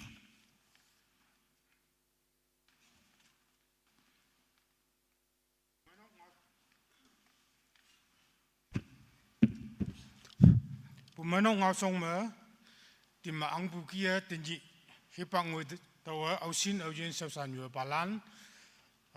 Jui tenying tambu wang pengkim sausana saulena lakbulan numan esete KBCM Kristalan minyong bupanang tenji sausan bu tuichong me nang lakbua katong nyu mingi jingna hai lakbu ngunang hayang bui kawang sausan bu aupio ya laklak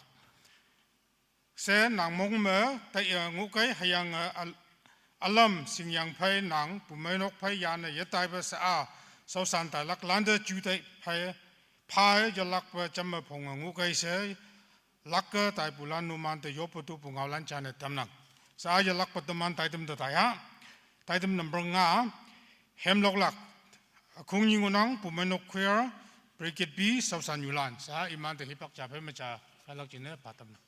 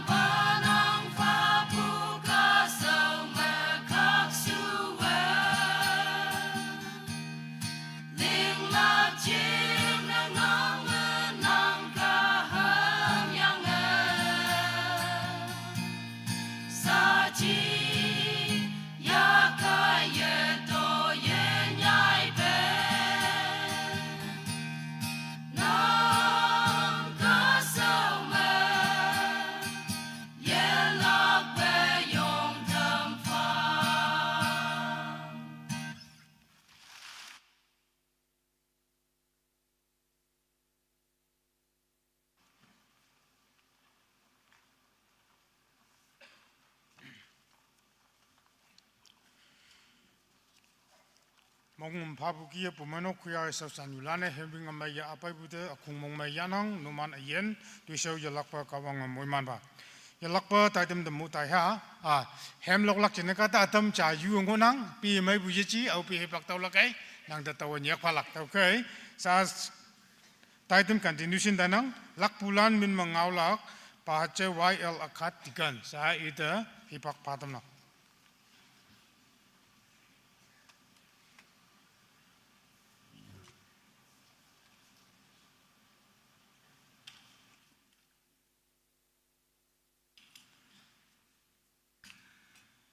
Mỗi lần đến như mấy, Asia, Anh Bố,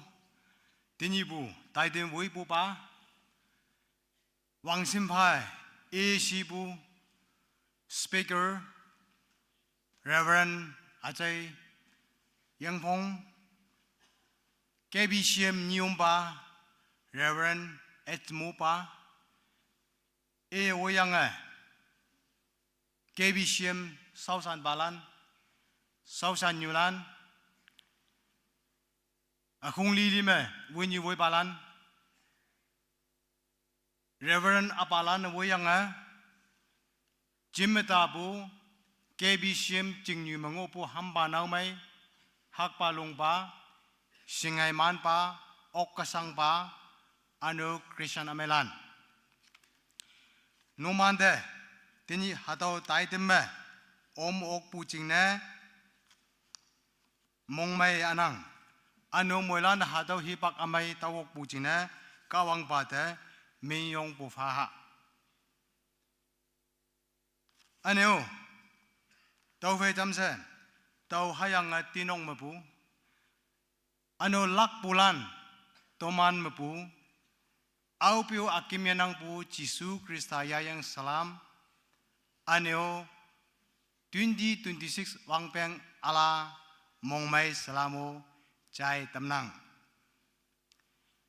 Ngau Mai Pu Si Pua Hepak Tahi Bongonang Hepak Lau Kama Ngau Yamai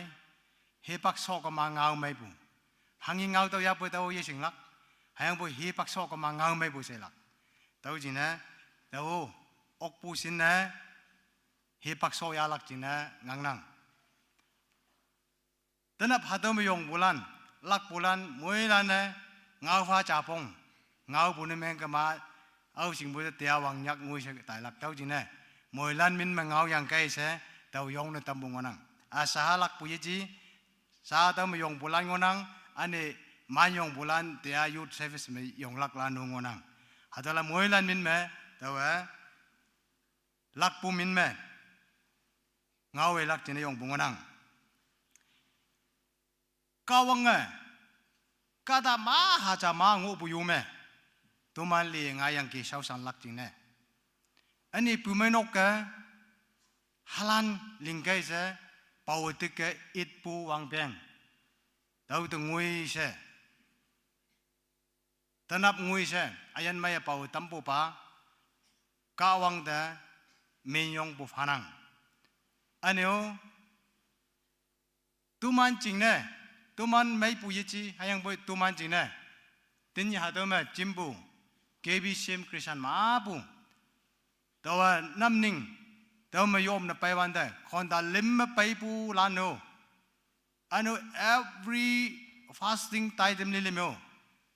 ano every prayer home me sausan new sausan balan jing ne yopu awang pa privilege hatau ngiyang ki tau yang ki tau jing ne tu man jing ne yo patampu moi lan de minyong bu phanang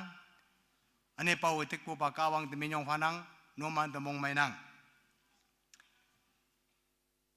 tau eo wang peng it sempu kawang nging tampu wang peng pan ngui dini so tam nang ane afai bolano atama wang peng ni atama wang peng lim atama wang peng nga atama wang peng wok atama wang peng pan atama tau tok te ling yang nga lak polan ngonang toman haka sausa nango pu hipang mong me akung jina mai lak jina ngawan te ling wan te out of 100 men 99 ba ngau me ngau nang pai tui me ling nang pai hayang poi kata wang lam kai cha ya wang pungi wan te ngau me pau wan te tui me pen wan te hatau pa ya tai bongonang tau jine haki bongonok kata kai akung si sama mai lak jine ngau wan te ling wan te ma pau pen bongonok kawang ngau ameng min phau kata la no ameng min phau ani ajenga tui mai ling yang ngo pun men kama ngau mai ngau yang ngau pun men ka kada la no ane kawang ngau mohe man ne meng pha se tau i tam nang aneu sa lak pu se wan de ami pulan u yang ki hado ma pulak yang ta mana alau ching de transfer tai lak ye se kama ching de jilang nu tau ma mu ngolak hayang boy bu mai nok ka hingau yak chai tu ngui se pha bu nam no pu ngi wan de yin balan i si bu ki yin balan da pha bu ki tai wan de alam cha ma wa wo nang alam cha me ya nyam ma tai nang hang ne hangi phai sim me ji ha toman na taulak sin ne yawang pu hingau ma pha de ki halan sin toman hangu toi ma ye ling tau bu de halan sin toman hangu ngang ma yang ngau tau bu de hayang boy bumai nok ke kan pune i si pune hangi pa hingau yak chai pha yang ki lak bulan to mana tau bulan to mana mong mai nang minyong bu phanang tini yang mahang ka mo heman tau mo heman yak ma chon yang tai hadawa mingi mo heman nai hayang boy kawang mi ki yingi bu mo heman pha tam si se ayana mai mang si chelo sang so ang si se lak bulan to man ching ne tini adam chimbu Christian lan, KBCM members lan moi lan tu man jing ne yo pum om pha sa tau e tam nang chai lei pu ka tong nyu ma sau san bu ngonang to mana menia atama kanwin ni meng ling ngoyang ke tini tu mana kanwin ni meng ling ngoyang ke ane ngani ang atau bolan kanwin ni meng ling ngonang atau chai lei pu ka tong nyu chai lei sau san lak shooting hai chai lei pu ngonang tau khai chăm se chiến lâu ayana mai mango pu he pang me kawang ka sau me sau san ng olang ne kawang ka sau me jin deng olang ne yo pu mai chim pha sa tau i tam nang aneu lak bulan tu mane no man de pha ji lak hangu yanang yo pu me chim yang ki hingau yak chai pha yang ki to man pha ji lak hangu yanang hayang boy yakai pu kawang nge noman yo pechimpolan noman de mohe mansi se tomano noman chine mohe mansi yo petamnang ani yo pum om nang ani yo pum om fa bai อันนี้ฮิปักโกไตตะกี้เงาคงกุมปีโชปุนเมงกมาเองแต่ละเงายังไม่ใช่ลักเท่าจีเนี่ยอาตเฟมงเงาลักก้อนเหยาเปล่างูบุกให้เท่าฮาลันแม่เงาอีตำนังเท่าจีเนี่ยเกบีเชียมเตกาวังไงเป่าอังฟ้าเกบีเชียมมวยมันฟ้าเกบีเชียมยาลักประจ่าจงเฝ้าเสอปาอาหาอาเจ้ายาฮากาวังมินเมแต่ว่าเกบีเชียมเตกาวังมวยมันฟ้าเสแต่ว่ามวยมันอยู่ตำนังเกบิเชียมตั้งแม่อันนี้มวยมันเงาลันอีตำนังอากิมเนตัวกาวังเงาจะฮักเกอยู่นังตัวใครซาจิฮีอติงลักปูมงหิมปูหายังกันปูตาวลันลิมจินจินเดงอนังหายังตาวลันยูมิวกันปูเสียงปูตัวใครปูไม่นกฟังแม่อันนี้ตมันสาวสันปูสาวสันอยู่สาวสันบาลันมงแม่อันนี้คริสเตียนเมมเบอร์ลันอาศัยมงแม่จ้าจ้าแต่ไต่กันปูไต่สิบชาปูไฟงูฮาโอเส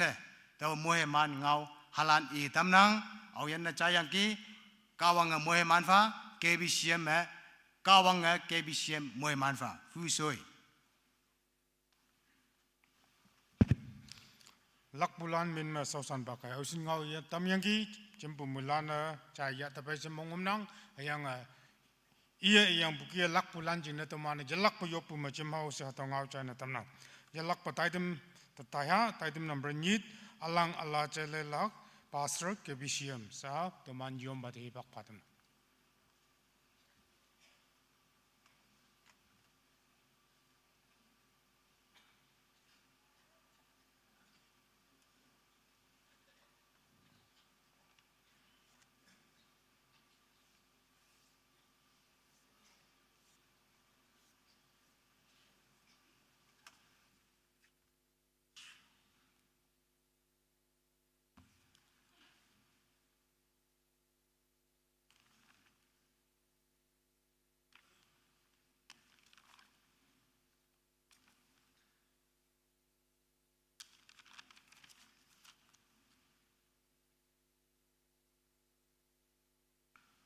Teman fei,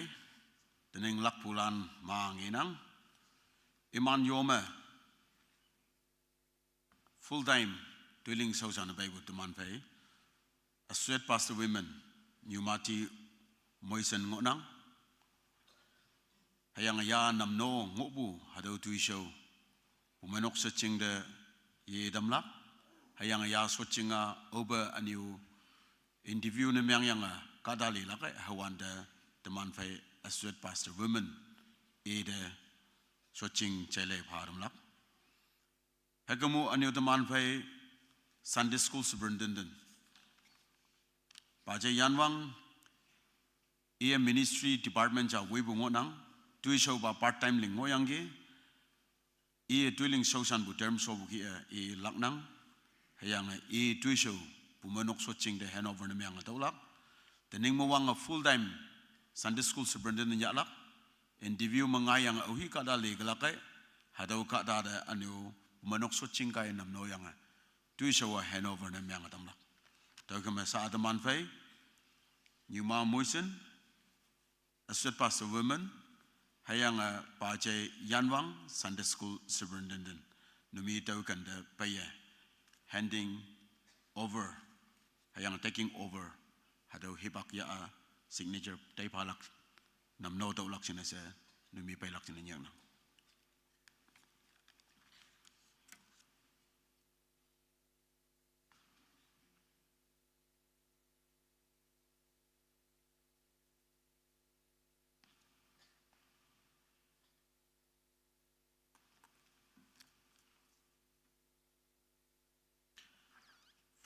January 2026 handing over the charge of Associate Pastor Women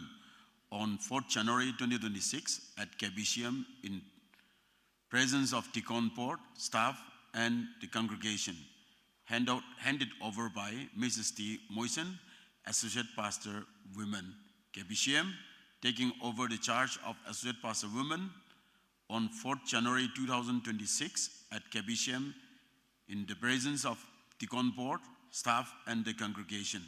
taking over by Reverend H. Moba, Pastor, KBCM.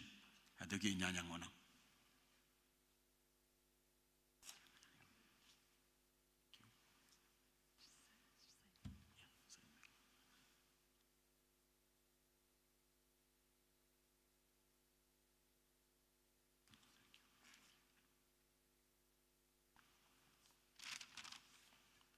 Teukimu teman fai Sunday School Superintendent,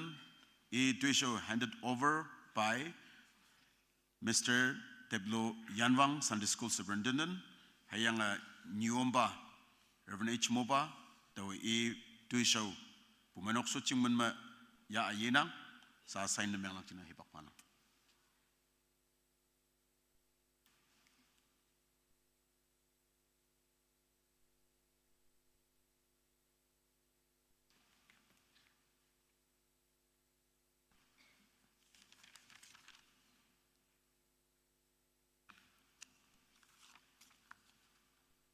Sa teman fai yop puja yalak, hebak taya bioi, iman jing nase fanafa ya bunyi hebak keme, jinghan nan gay, tau keme pumenok sucing kaya, tening lak bulan, iman jing nase yop pupalak, jing mai lam linga, tening term moya lak bulan, hangsin ngonang ge tau gande yop lak jing nase pai kese tau jana damnang.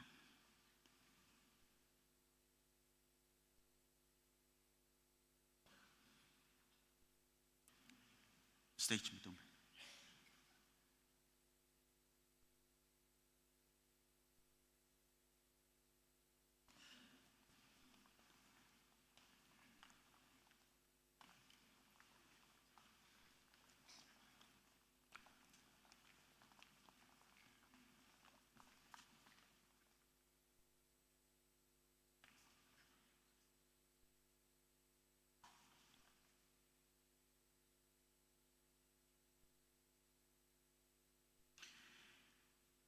Kawangao, 1 Corinthians 15 verse 58 me.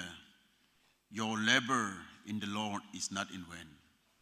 Yongwan bama nomana nan winbu. Chajang jabune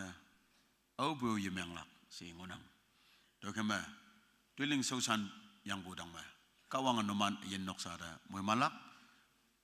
Pang yo halan teman iman da wangsim hawa anu iman jing no yup betam lak jine cham yo ha. Hayang lak jing nese tau me term ngoye teman stage me pai ngobu sosan balan sosan yulan numan jing mai lam lenga chama sot lak jine setong nang teman cham si iman jing na fan fa yu pai bak ya dama yo ba haleluya chao ba da ba yongwan ba kawang tau ba hibak amai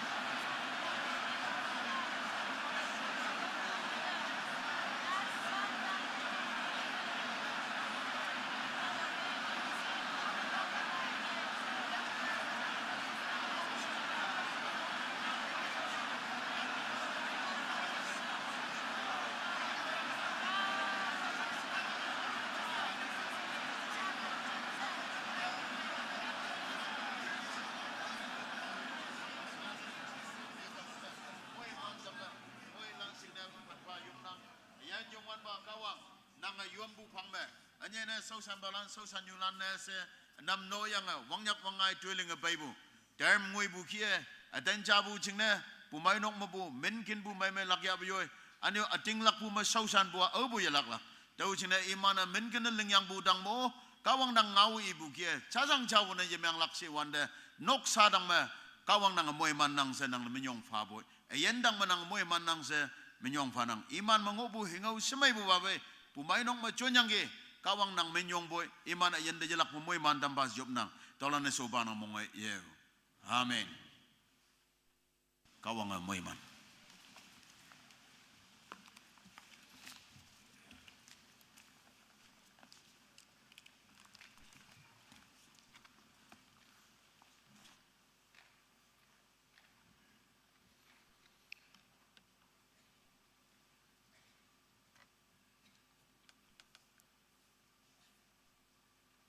alang ala cai lei pu hei iman jing ne yo pokum ma voi tambu nyom ba te yelak ba minyong bu panak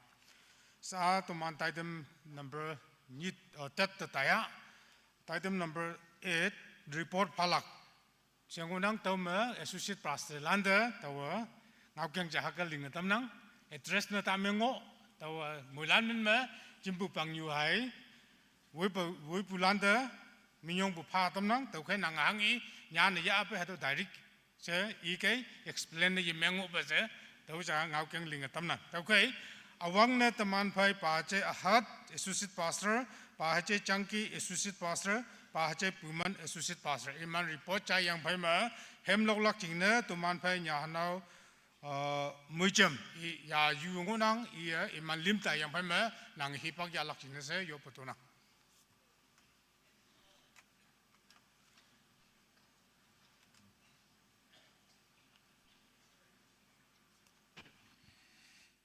Chairperson tisina kara yang pada hangi jam ngau ngone. Ayang poi muelan associate paslan teman muelan men ma niom pa wibu dikon polan man khongkem da mong mayana yang fellowship lili ma po. Nilan ye lak pa mong may po minyong pa po pautik po namno po jena ye lak pa mong may tanang naman na pautik po kay teman chamling report he phalak. Report se wanda akui anya khongkem ma yui da pa po hingau po ministry ling bahataw report pa myang ma ni ini limu phalak hayang boy phalak chingna ninga tambukia diary menyan ngobu atam hai phanang asai ji taman mulan to kama truly ting hai chamnui ma e tai kening noktan da vet vai kembu 113 hataw ngoyang ge hatawa yop kumuti hai yop na nyik bu hataw kanda tai bu ji ba hataw yu ngonang nahalan minyong phabu thanksgiving prayer ma nahalan rezon mai ma teman pai matric mawang yang bi metong ngoi pu yopo 31 house ngoyang ki pu ni tai tawa yopo 17 house ngoyang ki service retirement tau pu nok peli ngoyang ki service ala tau pu nok peli ngoyang ki tak mai tampu atu mian pu hatau da minyong pha yopo nok tan lim ngoyang ki chaw tampu dedication prayer ma nok ala 23 ngoyang ki kari vehicle ma 17 ngoyang ki cycle bike ma 9 ngoyang ki tuina se ma la lim da yop yang ki tokan lim du yop yang ki mang bu tai tam finen namno palingo yang ki hatawa mang chong da tai pu hai pumonok phai om bi yinyan ba tawa akim da ngoi sen namno ba hataw inang hataw palingo yang ki incho tai tem mangonang school da tai wang pu samalam phi ku kns ke akongli lim yop no om ma 13 tai tem om yang ki nalan school da tai ba muhima yu pu 27 house ngo yang ki hospital ma vok ma yop patam yang ki pumunok ka singa yin kembu pali ngoyang ki hayanga hatau ke yo pakamna nyik wanda phabu ngin 1,41,400 1,41,400 hatawa pumunok kesa yak phada yang ki thank you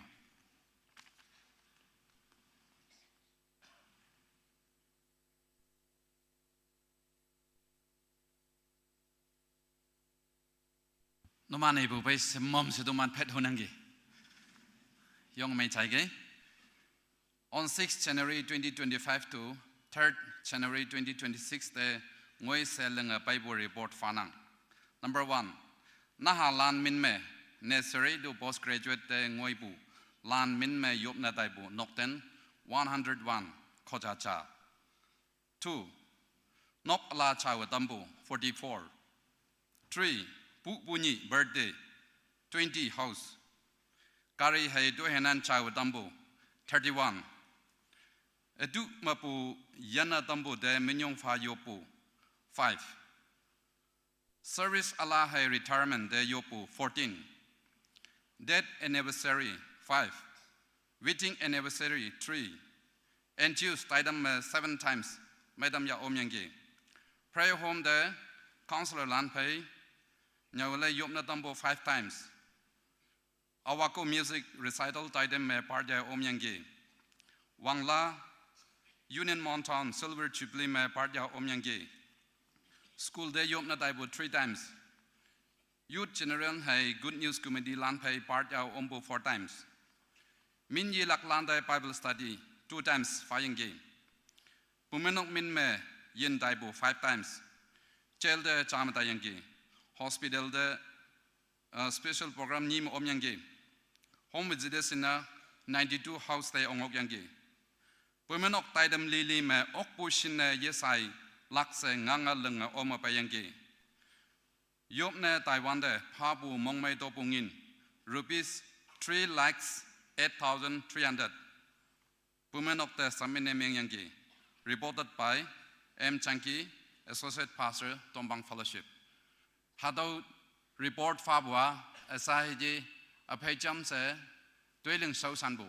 Sosan Balan, Yang Yopo Committee Chairman Lan, Secretary Lan, Iman Cooperation Me, Yang Imana Woye Kembu, Moilan report Pabongonang, KBCM de Kawang Moimanfa.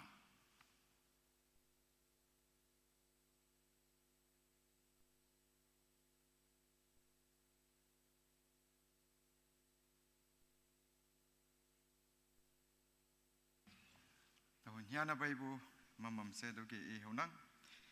6 January 2025 to 4 January 2026 Mongmalinga Baibu report hakapanang Noksa de yoba Kambu 106 school de tai ebe yopu 7 Nok Chao Tama yopu 22 Tugan Chao Tama yopu cha Nokching Chao Tama yopu cha Kari Hai Paik Chao Tama yopu 16 La Chao Tama yopu Ni Pau Dangka Sakpu Chao Tama yopu cha Nyam Chao Tamayopu Cha, Restaurant Chao Tamayopu Cha, Traffic Police Assistant Chao Tamayup Yanke, School High College me result amai tau bu de minyong pa yopu 2, atu mabu yana tambu de minyong pa yopu cha, Best Fashion Design Award tau bu de minyong pa ane award Chao Tamayup Yanke, Government Service te Yu Yang Paima 25 years ngoi bu de minyong pa yopu cha, Net pai be yopu lem net clear na myang bu de minyong pa yopu lem sipahi me bu yong maya return na myang a yi bu de minyong pa yopu cha 50 years ngoi bu de minyong pa yopu cha birthday ngoi bu de minyong pa yopu 13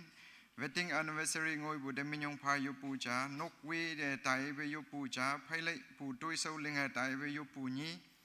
medical check up te tai be yopu cha Hostelers lan pay yopu cha, li pu mang nam noa tambu ni,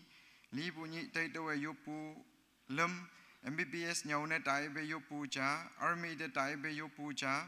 Son of Party me yopu cha, NGOs tay tam may tam ya pu lem, pumunok pay ni me yan kem yanki, Christmas speaker ne long kay de yanki, pumunok official tay tam li ma oma pa yanki, yopa kambu li ma mong may to pu pa pu ngin, 1,29,450 Hadawa Pumanok Office te submit na mengyangi. Reported by T. Puman, Associate Pastor, KBCM Chengai Colony Fellowship. Thank you.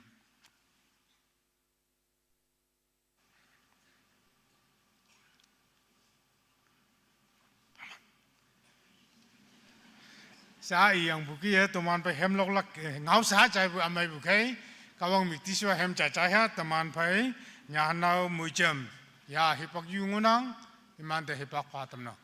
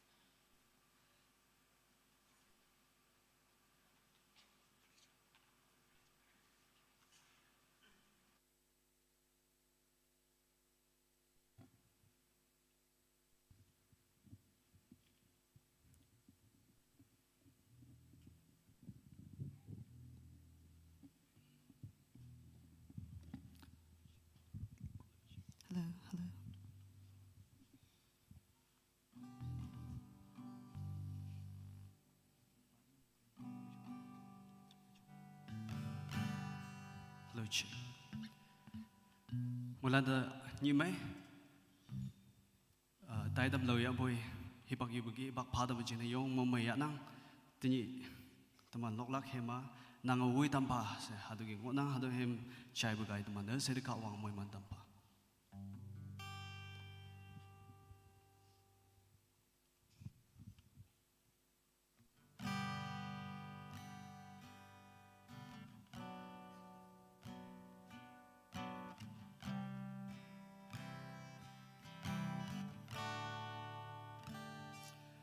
thơ âu bơ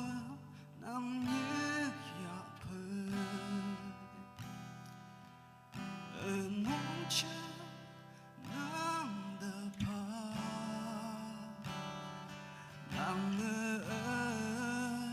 thơ lòng mù nang sâu san lạc nên nhớ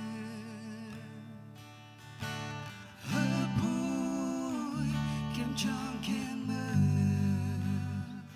hà đâu mong chẳng quên thay mà u ba kawa ở thật vui ở yên nắng thăng thơ vui ở mong chẳng thơ nhớ bắt mang chân ngỡ sự hoàn lùng ấy ôm trên từ thì ang pa yên an nàng vui pa nàng chú thấy nàng ở ngàn hồng bay ở thơ làm vui pa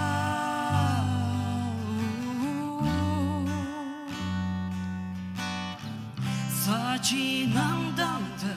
lệ y nang ki thơ nang vi pa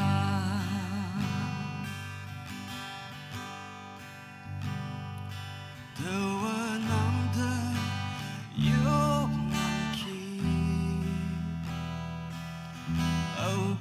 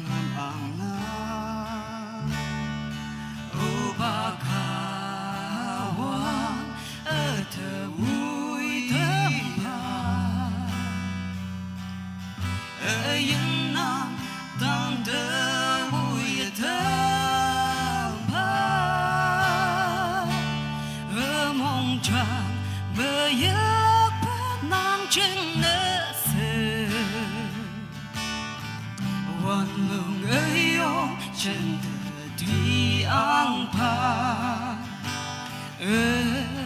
yên nan nàng vui pa nàng chú thấy nàng ở ngàn hồng bay ở thơ làm vui pa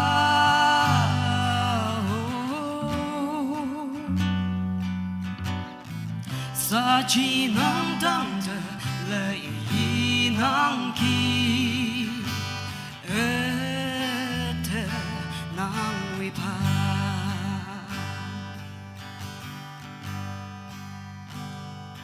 kim chang kim mơ ô hi bay đờ vui à bay sẽ ô tập bi văn nam lên khan lên ô đâu nó bu ba chừng nơ lên nam si tập bi văn nam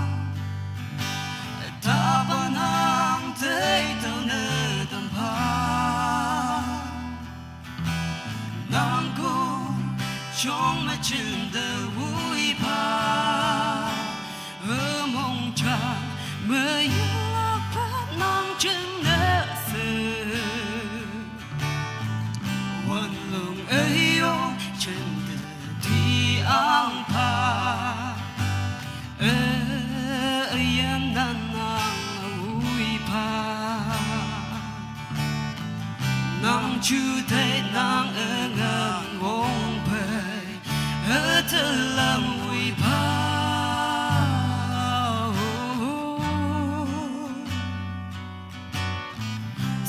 chi nang dang de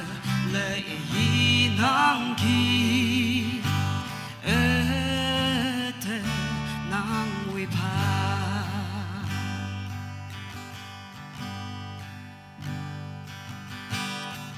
sa chi nang dang de le yi nang ki te nang wi pa Kawang wi man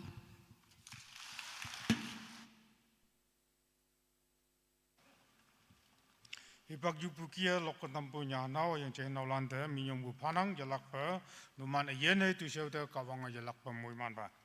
Sa item number 3 continuation tainang prikit D pace mosa prikit D nyana manpo prikit F ceh nau Peter. Demand the report palak jene se capai mecha se ipak yalak jene patam.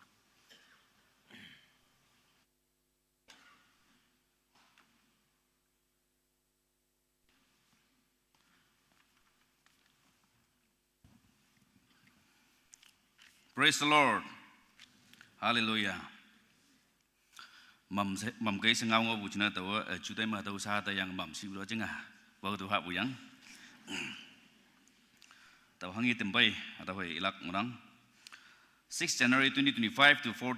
January 2026 wang peng mong ma ke BCM New Side Fellowship Associate Pastor ling pai bu report hakap ha tam nang dedication jawa tambu nok ala dukan hai la jawa tambu 35 ngoyang ge carry bike scooty and a JCB atawa 20 ngoyang ge Thanksgiving prayer toma metric PUPA MN theology nyo bulan 49 ngoyang ge service retirement atawa lan of karap ling ngoyang ge service tau bulan karatat ngoyang ge party karatat ngoyang ge takai din atu amyang mabu yanbu ana li bulan jingna akemba yopai kembu noktan 26 ngoyang ge camps and sports won bu ma okpu de menyong phana kembu noktan tu ngoyang ge NGO stadium 3 times umyang ge hospital the nim ta yang ge school nida yupna ta yang ge minye bulan the bible study pa yang ge pumenok lan bhai mangmu taidim wedding ana yopai kembu taidim lili ma umu pa yang ge tawnam no bu mang kata nga ngoyang ge Katalana nyekpu hai home visitation kiambu noktan 205 hadongo yengki. Yopai kambu lilima mongmai do bu phabu 3,73,290 3,73,290 hadawa pumenokta saminda meyangi. Report phabu ba Pai Mosa Associate Pastor New Side Fellowship.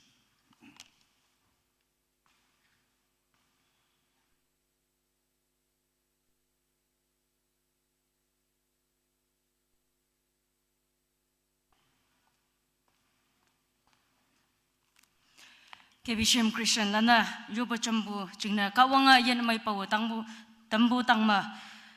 2025 bangbang ma associate pastor KBCM linga Bible report hadogi apana number chama akunga new angels lana yob na program yob na nyekpu ma 7 times omyangge no kai kari tuinang chaw tamma yopu ma 12 ngonang funeral taidam ya atambua 3 ngonang birthday hai date anniversary ma yop tambu 9 ngonang matric PU BA passbu hai competitive exam lili ma okpu nyo minyong pha yopu ma 14 ngoyangge 28 January 2025 ni KBCM associate pastor hai driver interview ya pu ma interview port ma omyangge child dedication cha ya tamyangge revival the cha matayangge 10 to 16 September 2025 mongma KBCM Soko Khongfai Sikkim the mission trip tayangge and NCF pai kawangau tama hana maitam ya yangge 11 to 14 December 2025 mongma KBBB ngangtap hai chubli taitama omyangge noktan the yopa paibu 127 noktan ngoyangge yopa kama kemwanda phabu hai mongmai tobu phabu ngin rupees 62,100 a pumainok Finance Department the submit na menga tamyangge November to December likeng ni mongma associate pastor women in charge ya apay yangke Women Department pai linga paibu takpulan de yob na kembu 5 ngoyangge namno new palan renew na mengbu hai ala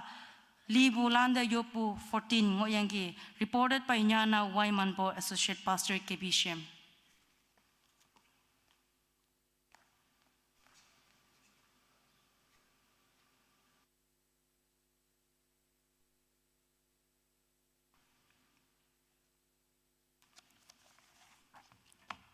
Mulanda Krista Mawangsim Hawa Yongnang. The Jajajon Fellowship on 19 February 2025 Halim Yama Wanga. Awang Bayom Nok, Taidam Ya Kebisham Pangma Fellowship Alana Agungwang Busa Wangbeng Mangoya Taman Hadage Ya Bainang Hadamongma Linga Baibu Report Palakchina Tau Yongwanang. Home Visitation 102 Munyong Pa Yopu Hayanga Dedication Jingna Nyikpu Ese Sayanga 91 NGOs Lana Timbu Taidam Yobai Kumbu Hadagi Wanang Konyak Union Lanpai Bali Konyak Students Union Lanpai Chama Mondown Students Union Lanpai Cha Mon District Football Association Lanpai Lim SSAyanga 2 Iskulana Nyekbu Taidam Iskul Nyit Ma Umyangi Pumainok Menma Yin Gembu Bali Mangbu Taidam Namno Tambu Ni Baptism Ya Pulanda Bible Study Class Nima Payangi Yobakamba Kemwanda Kawangadalana Monglong Dobu Ngen rupees 1,15,000 Pumeno Cashier Yakta Saminda Menyangi. A report Halan. Associate Pastor Lan Wangyak Wangai Sang Nyaka Lingyang report to man Chaidiki Yalakpot Jimbu Pangwa Tamana Iman Yene to show China Yalakpa Yopumachama. South item number 2 2026 में सौ संतालक लान चिंगने योपु वेलक अलग लान अंगीतकी सा अल्लाह ने अभी ईमान नाल लेने या हतो सा तुमान गिलक तो के पुमनोक सेक्रेटरी बात है हिपक पादम ना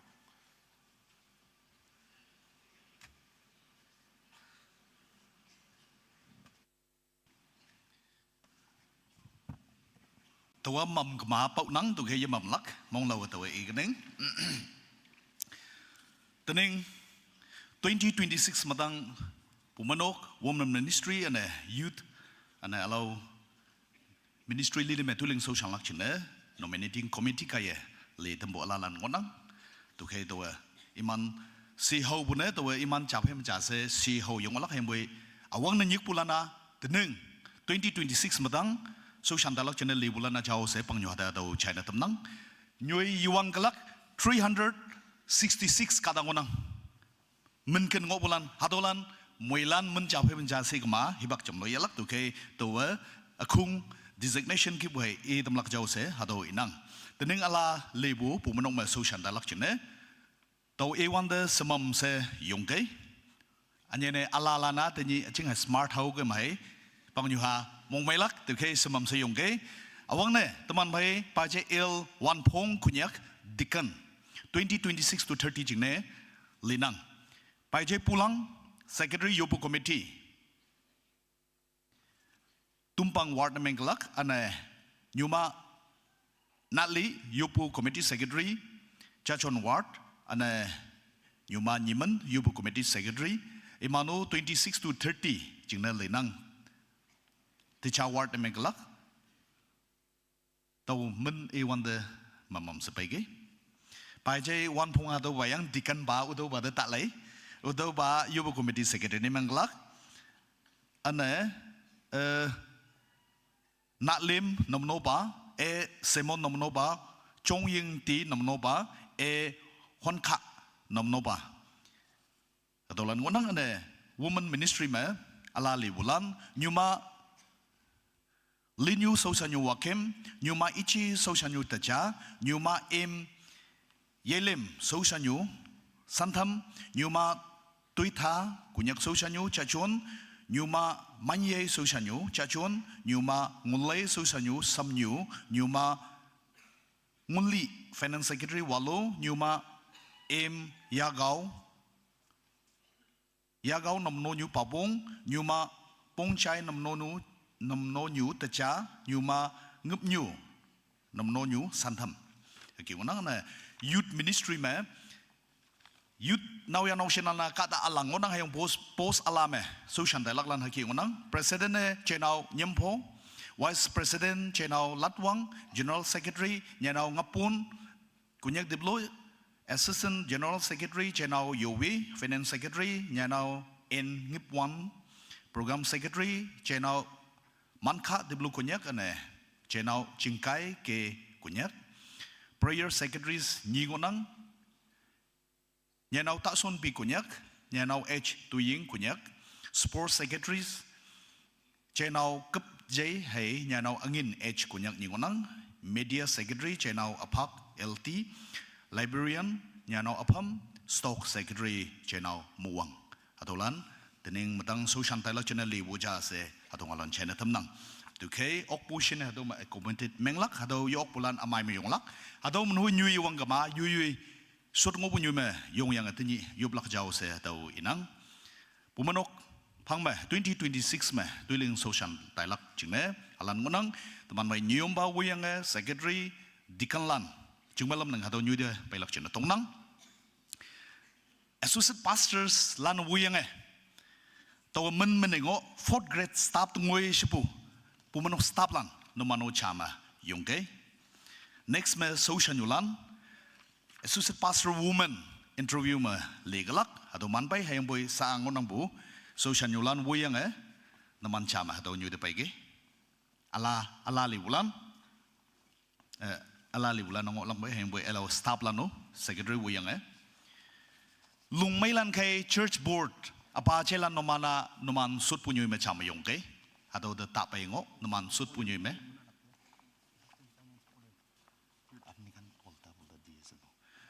youth mabu hado sa o ulem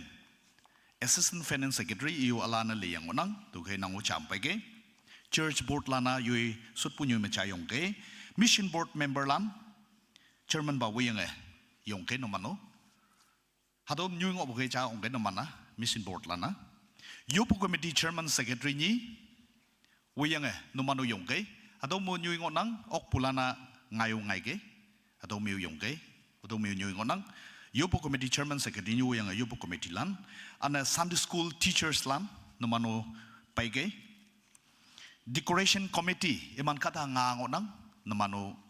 ngui gay pai gay sound hay media team lan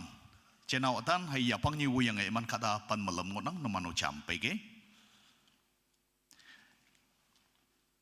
numana pudo yang ola keme naman sut punyu misyo jabo hay melak music ministry management committee iman kada nyit ngonang namano chama pai gay ward councillors lan kada wok ngonang naman chama pai gay fellowship chokidalan kata ngango nang numano paige namno balan kata panmang tama ngango nang 25 numano paige ane woman ministry mabu stablan paidiki social alalan painang ane namno nyulan namno palan woman ministry mabu namno nyu palan numano paige youth me Pajay Homban Associate Pastor wuyang office bears lan to men cha hem cha se yeng olak numan paige ado menyoy wang kama amay mo yung buoklak worship team lan chenao kayo mo wuyang eman kata pan machango nang worship team lan numan uyong ke youth advisory board pajay pang sing wuyang eman kata pan mangango nang numano yung ke ane committee chairman say secretaries lan ngonang iman kata pan menyingonang no mano yong kay ane youth executive plan natalan kata tama wong ngonang ana sekolan kata tama tu ngonang tu kay no mana no man sut punyo me yong ya boy hay melak tu kay me hami yang buki pumanong me 2026 wang bang mudang kung wang tuling so santai lak plan kata 366 kata men kenyang ngonang tu kay teman ching ne Pangyuhan numana yup tambu ya hunang chingmai lam lenge ordained minister apalan naman lungmai lan chia bu cha ma hado nyu jing de pailak chine tongnang ana tinyi speaker ye MNC yang yup solak kem yok pulana naman hado nyu jing bu yong ya bu hemelak ok palan paige pray points iman pai wan to hado inang pray points ne ayen na may ngok bu kai naksi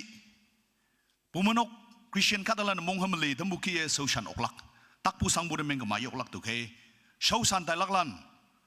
ตัวมันชิงเนยินไม่ยูตมยูพะยูนกสามบูยูนกมบูไงบุลันงนังนกสากาดลัน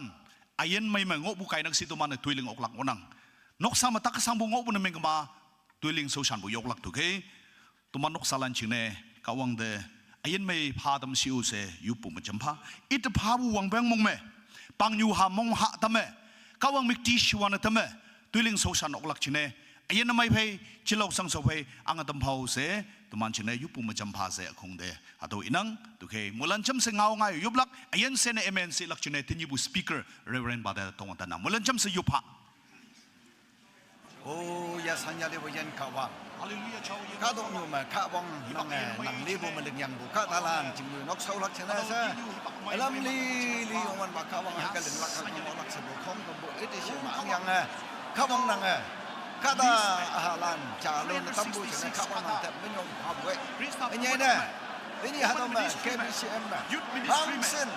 สกอนดันสิงห์มันบาลานโอเคสังกังโอ้ยวันบักข้าวังนังอุบลน้ำมันลักชนะสาวสันลักชนะซะ2026มองเป็นชนะซะเชิญดีข้าวังฮัตวายุวันบักข้าวังนังยึดนังเลี้ยงไงบุษสมนะข้าวังนังโอเคอายันน้ำมันยาเคยังข้าวังช่วยวันบักข้าวังนังข้าวังนังสมัยอันนี้เนี่ยมันซานกซากาตาลัน contribution นกซากาตาลันจับบุกไก่นกสีอายันไม่มาบุกไก่นกสีแต่ว่านกซาลันอายันยูไอที่อินทผาบุงเป็นมุมแม่มุมปังยูพาบุงหาทำแม่อายันเขาวังนังมิติชวาสงสารไว้ชนะน้ำมันมุยลันอายันไม่แม่ฉันเล่าสังสวยอังตมาเสจิสุคริสต์มันไม่ยังตัวมันพยุบันมุยเดียวอายันเขาวังนังยาสัญญาลีดูชาวชนะเขาวังนังเดียลักไปไม่ยงผานังทีนี้เคบิเชมจิสุคริสต์นังมุติชวาทำหลักแน่นังยาสัญญาลีจงจ่าทำแม่ยาสัญญาลีสมัยเสตายบุงยีวันตะกับวังนังแต่ไม่ยงพาไว้เฮียงเท่าขี้ตายบัวยงวันบักกับวังนังวุ้ยบุจึงนะเฮียงทีนี้ฮัตโมยงงอบูสาวสันบาลานสาวสันยูลันช่วยยงหังสิงวยาไปยุยลำแม่ยุยคงแม่น้ำมันนอลักจึงนะป้าอุดกลักจึงนะเฮียงสาวสันลักจึงนะงอนังแต่แค่ไม่ยงวันบักกับวังอิมันอายันเอาหิวอิมันนกซาเอาหิวสังอาสาวชีบุมองสังมองแมงบุยาฟันงวยนะตาดำนางอิมันจึงนะพาบุฮิบักนางอิมันจึงนะพาบุวงฮัตคองกบุไฟกับวังนางมุกที่ชีวาทำไมสาวสันตัวลึงลักจึงนะใส่ยลักไปนางป้าอุดกอังยาอุษะจิสุคริสต์นางมันมาฟันฟ้ายุบนางคิวบานังมงเยออาเมนทีนี้ทุกมันจึงเนี่ยยูปตัมบุคียูนกสามิวยูมบาวิบูโซชันยูบาลันโซชันแต่ลักลันทุกมันจึงเนี่ยบักพิมยูปุ่มจำพาวเสคงบังอยู่เดียตัวงาลันยลักไปเจนทำนังอันนี้เก็บเสียงปุ่มนกสุชิงมันไหมอาลาลีบุลันอันนี้2026ไหมโซชันแต่ลักลันมวยลันเด best wishes เจนทำนังเขาวังตัวมันมวยลันเดมวยมันตำมา thank you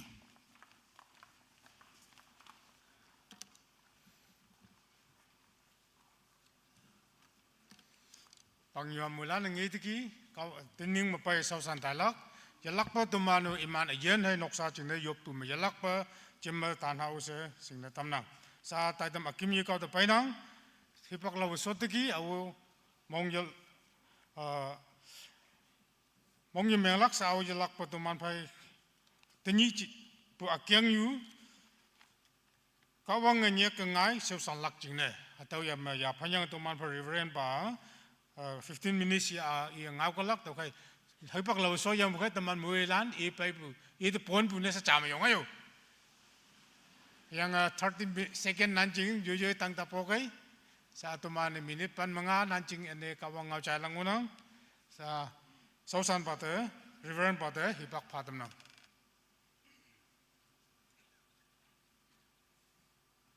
tau yu pu hipak ya kana yen kawang teman kanca minit pancaju yongan bakawang nang ngau cai lak china se sut wanda nang teman se yom pha yang nang sausan ba yen nang yalak pa chun pha muilana hada ngau cai bu kai muhiman ya yang yalak china tampa jesu man mayup nang kiu banang mo ye amen soda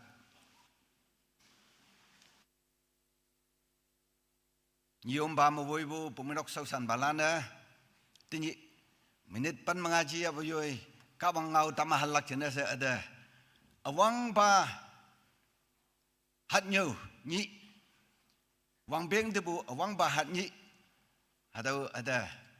Ya sanyale ya du so amai. Padam bu jenis menyong panang. Yang yong yi inuna yanang. Yang tau fai chamba tau yang tinok Yesus Kristus menma wang beng Allah salam numan seda China tamnang. Tau mayang hipak ya ba solak jeng nang kenang. Teman pai tini pumenok ma sau salak jeng sa li yang bulan au sena sau sana payang ke yong la nyik mong pa bu fai yoi nok sa pong jong jeng na pa bu hipak pai sinyai sa pumenok jeng na sa pan na fa tu leng bu sau san bu Hadau lili jeng na sa yong mong mai tai nang noman haga sau san bu jeng na noman haga leng bu jeng na sa pumenok ya pan hadau sena ngoi bu yang sa teman moi lan na mak nge nang ha yang sing pai nang tau kai leng pai yang bulan jeng na sa min yong pa bu ngau hadau o ma inang ge yang pumenok ma teman leng Taiwan da tu sau semai sa leng lak jeng na yese kama ka tha phai Ayan siya na tayo oklak jina sa. Yese kama jailay bu chuhay wan ma kaksu kada samay bu sawang bu sisang saman bu liyang teman na sa lak jina sa jailay ilang bu kadok nyo na mayang bu jina teman na lay bu hay ngonang. Tau kay ma tinyo pumenok ma sa lak jina sa lay bu o singoy abay sa konatan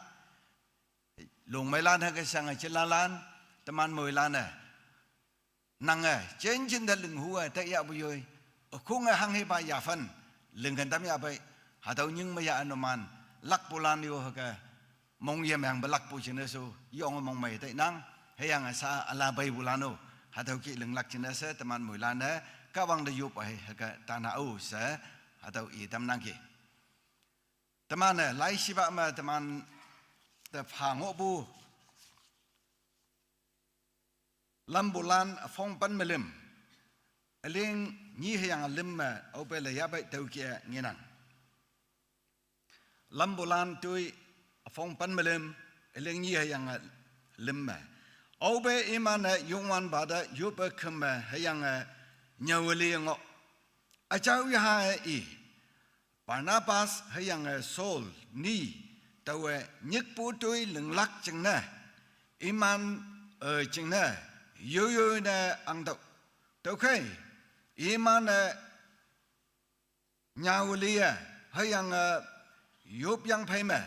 iman yak imni de singna tam yang pai ma iman imni suna tai atau Barnabas sa sang Saul ni libu pumenok ala Jerusalem ma li tambu hadau chang tamanda singa lak jana sa hadau inang Bible ma teman alang baca nga japulai ma leiwan dio kada mabu ka wang nyik ngai bu hadau teman nginang Abraham kung wang Abraham li bua iya i wong i authority hadau kadong yu da haulak jingna sa heyang i wong kaya kadong yu jat heli chong cha tamlak jingna sa nyik wang bu hadau ngonang heyang kada nyu ha jingna se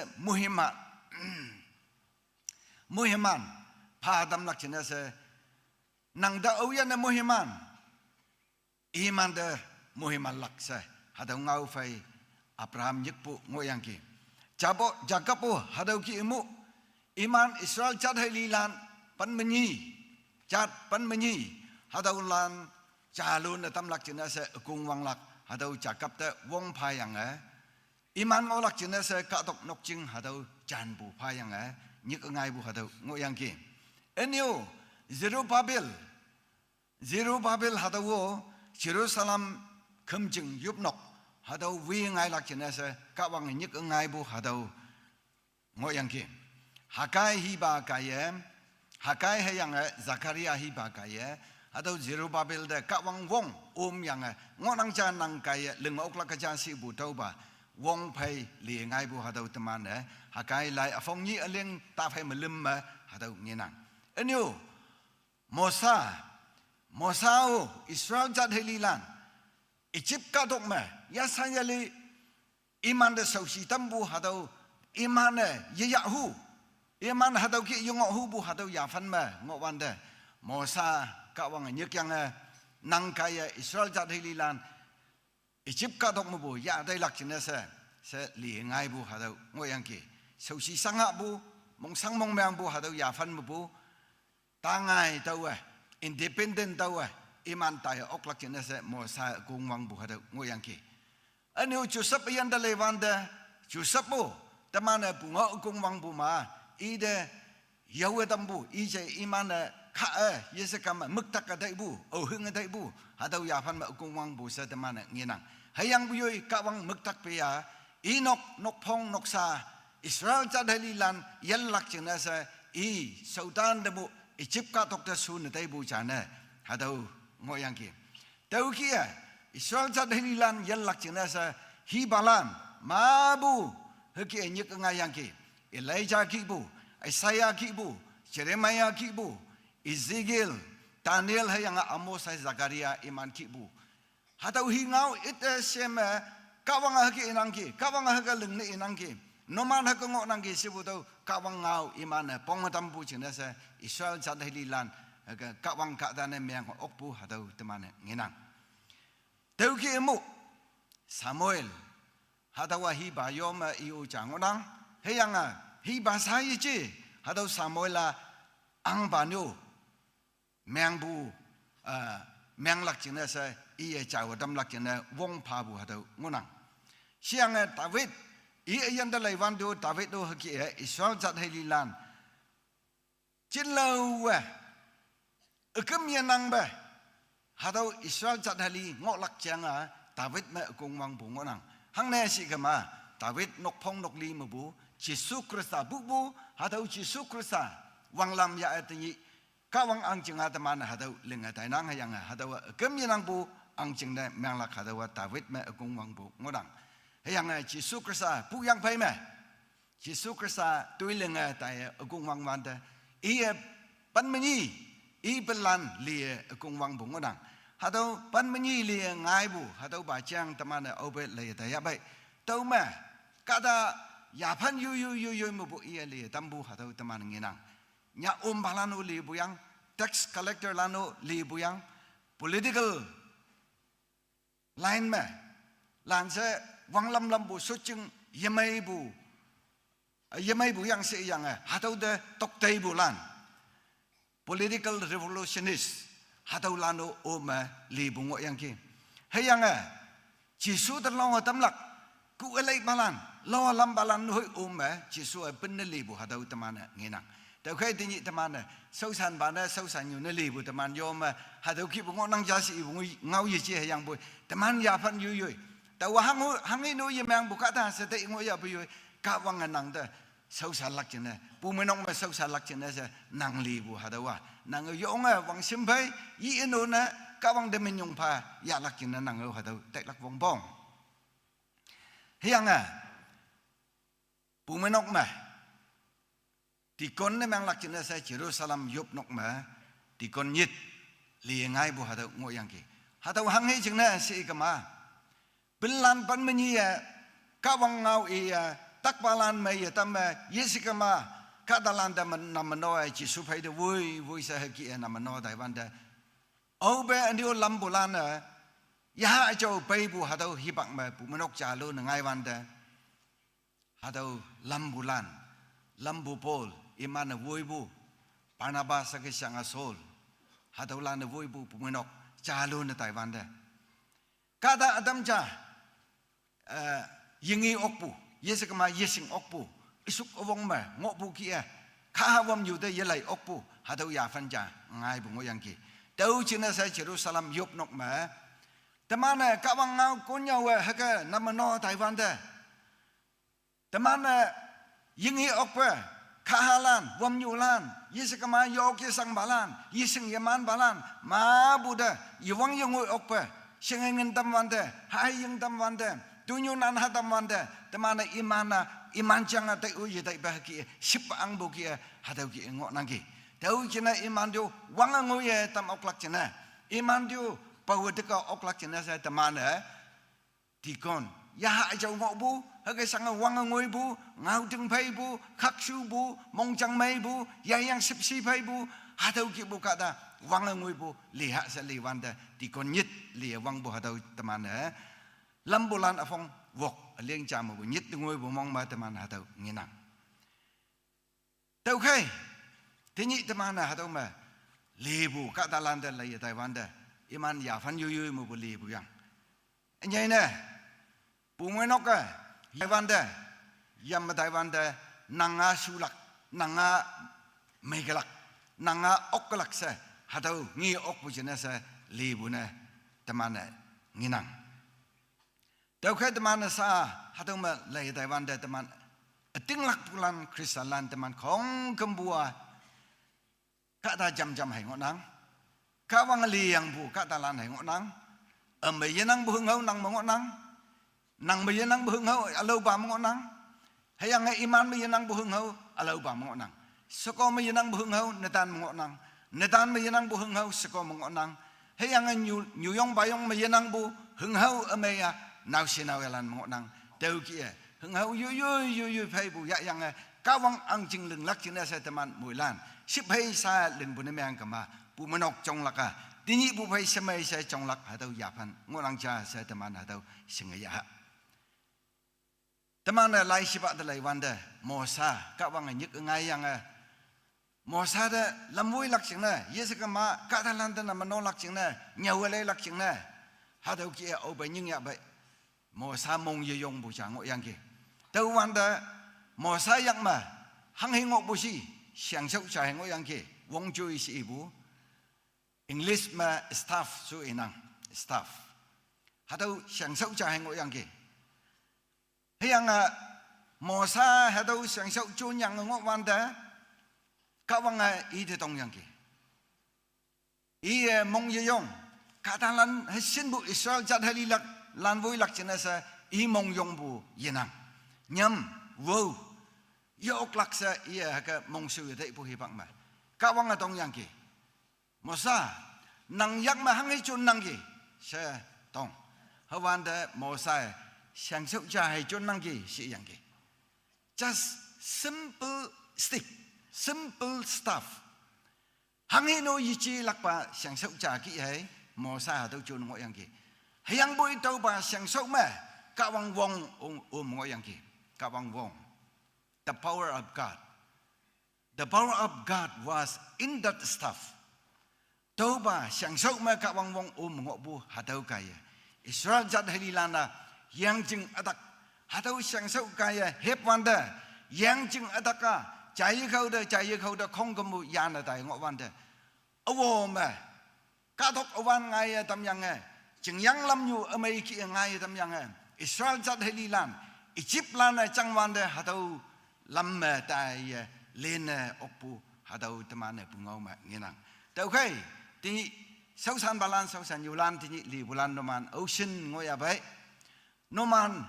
tàu au hi ne yichi bờ li bu yang hang ne li ya phải si se noman ta đây năng ka wang yam bu ne mang kama năng ka wang de yup bu ne mang kama nang ka wang ching na tàu li nang se ha tàu sing ya bu ne mang kama ka wang wong nang phai ngolak nang hang hi do yu mang bu se nang ta ya bu yu ka wang nang phai ngolak nang ngau bu ngau ka ya ka ta lan mai tam lak nang lưng bu tu sau ka ya ka ta lan mong ha tam lak nang wang lam bu ha tàu ba tu sau mà ka ta lan mong mai hong li ha tàu bu menok cha lun lak chen se tàu mà ngai lak cha ta ma ne kun yang wa la phong tu aliang tu ma o bela ya bai ha thong ma ha ki yang ngona whatever you find to do by your hand work it with your might for there is no work or devices or knowledge or wisdom in the grave where you are going nang yak lưng ốc chang bu tui sâu nang hang hiyan tau la kai nang wong khong kam bu phai nang lưng đầu nang wong khong kam bu phai nang ha đầu lưng đầu hang chừng nèแต่มันมวยลานมังจงยี่เขาแต่ไหนนั่งฮัตเอามังจงแม่ไปยังไปมาฮัตเอาแม่เต่าฮักกันลึง50 เต่าฮักกันนั่ง50 เสนั่งหังเอาคนบ่ยอกลักสิงงอสิงออกบ่ยนังกลักคนจงยนังกลักให้ยังหังหิวอินยอกลักมังจงดงยังไปมาแต่มันยุงได้ลักหังโอยังไงกลักยังบ่ยันไม่งอวันแต่กะวังไปยังไงเจ็บยังไงกะวังไปยักตึกยังไงออกปูสนะแต่มันตุยลึงลักหาดว่าแต่มันพาบุวงกะวังวงงอนังโคโลเซียนฟงเลิมลิงตาเฟมเลิมอย่างงอนัง whatever you do work it heartily as to the Lord not to men เล็บปัวนางหังให้ลึงลักไอ้นางลึงลักตัวสของกบัวยงวันปาจิงเนี่ยลึงนางเสนางฮักลึงโตกะตาเดลึงบุกี้ยีจีเบกะวังจิงเนี่ยลึงนางเสนางฮักเสาสันโตตุยลึงโตเสหะโตอีหยังอนังเกแต่ใครมาตะมันมวยลานเนี่ยกะวังเดยำยังกะวังเดลึงนางเสเงาอีวันดูกะวังเดยำลักวงบงตุยลึงวันดูกะวังเดยำลักวงบงเฮียงกันดึงมงดาบุไฟหะโตกิลึงบุญเมียงกะมากะวังตะมันเดอกปุงงินเนี่ยตำลักตัวอะไรมาฟงยี่เลี้ยงปันไม่จำserve the Lord with fear and rejoice with trembling ยงวันบาดยำบุไฟนางเสาสันโตเฮียงนางมงไม่บุญหอยนางมงไม่เสาสันบุญหอยนินเสหะโตกี้กะวังเสาสันโตสิยังวันนั้น rejoice with tremblingมงไม่วันเดหังกันนินลักกะวังเดยำบุจินะเสกะวังยาสัญญาลีเดมันเดวุยบุยังกะวังเดมันเดยาสัญญาลีอกดัมบุยังเสกะวังเดวังชิมพาบุจินะกะวังเดเอชีบุจินะกะวังเดยำบุจินะเดมันนินลักอีบุยังหัวนังแต่โอเคเดมันกะวังเสาสันบัวกะวังเดยำบุไฟให้ยังนินเสหะโตเกียเสาสันลักจินะเสอียังหัวนังโนมันหาตัวเตะตัวยะทีนี้โนมันเอาเส้นหาตัวไม่ยงโง่ยะไปโนมันหาตัวให้เตะตัวยะกะได้นังลีบุยจีจ้ะกะวังนังลีนังจ้ะกะวังนังลีลักจึงนะเสกะได้มึกเดนังชีตานังยันปุ่มนังตุยโซให้ยังนังแจ้งกะได้เดสิ่งในตำบูจึงนะกะได้ลานนังลีบุให้จ้าปะกะวังลีบุเสโนมันหาตัวยะตัวให้ยังทีนี้อาตมาบุญญาณยีบัวยูนกแม่ก้าวังเดมินยงพายยุบปุหิปักยาแต่มันตุยเศร้าฮะกันอุกงวังอาโอเสสกันเอาฮัลันอีตำนังใจบัลันเสด็จมุยมันสิ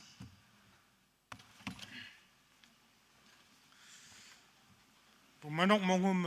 พาบุกี้ตุมันไปเรียนปากายก้าวังเงี้ยก็ง่ายเศร้าสันลักจริงเนี่ยแต่มาอย่าพยังเอาสินเนี่ยอย่าวันเลยแต่ยังกี้จำปุ่มล้านเสาสันลักล้านสายจีบปังอยู่หัตมันโอ้หัตเตยตัวหัตเงาไม่อยากพยังหัตมันปุ่มนกมาเสาสันไทยลักจริงนะเสสิ่งนั้นตำนังตัวที่มาลกลักจริงนะเสเฮมอีปู308ตัวปัตตันเกยตัวตุมันยบไปยันลักจริงนะให้มียงพาบุเงาหักกีใจตำนังปุ่มนกก็ยังตำบุกีเอาสินเอายินตำยุ่ยไม่ตำไปชัวปาดผ่าตำยังกี้มุลันอมตัวปัตตายดิมซีเมียมาตั้มบุจินเนสกาวังปามิยงนังหายังPrison Rockshipทีมกายวุยังเอาชินlocal ไลบุกายกาวังมิติสิวะคุ้งหงลีตั้มมุฮิมันอายุตัวตะกี้ยลักป Prison Rockshipทีมเดมิยงบุพนังนุมันตุยเซลหายังอายันกาวังยลักปมุฮิมันตั้มบะคิมเนยบลักจินเนสตัวงามิกจานีอากินังตัวยบเฮมล็อกโซยังพม่ตัมมันมุลันตายตั้มงูปุกิยบยันลักจินเนสทีนี้เสาสันลักเสาสันบุตรจงมาบุลักปุลันอายันอเมย์มาป่าวอังตัมบาเซยบลักอเมย์ยบยังกี้ยลักปัตมานะตัวนัมเบอร์จำมาตัวยบลักนัมเบอร์อีมาอัลลาเนลีเสาสันลักจริงเนลีปุลันอายันอเมย์มาเสาสันไทยลักจริงเนเซมวยมันยูเอยบลักนัมเบอร์ลิมมาทีนี้บุตรไทยเต็มยองมาโซตัมบุจริงเนเซกาวังเตมินยองพายบลักคิมน่าอายันเซนตัวมันไปทีนี้บุสปีกเกอร์พายบโซลักจริงเนเซใจตำนังsa e pato ko ma mulan chim se yong sa pato yam la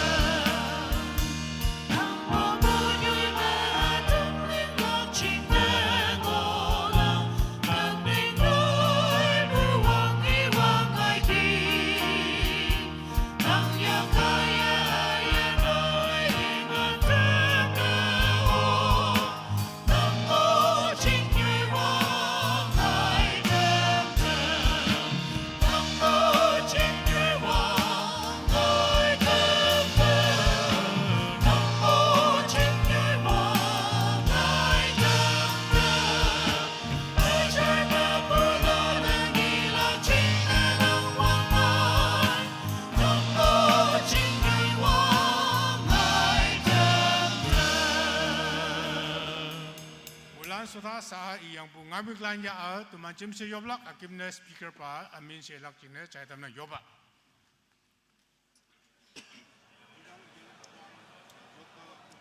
Siap si ya yang menjelak buyung man ba oba nang amo himan bo hadau hi bakamai chana kawang nang da yelak ba menyong panang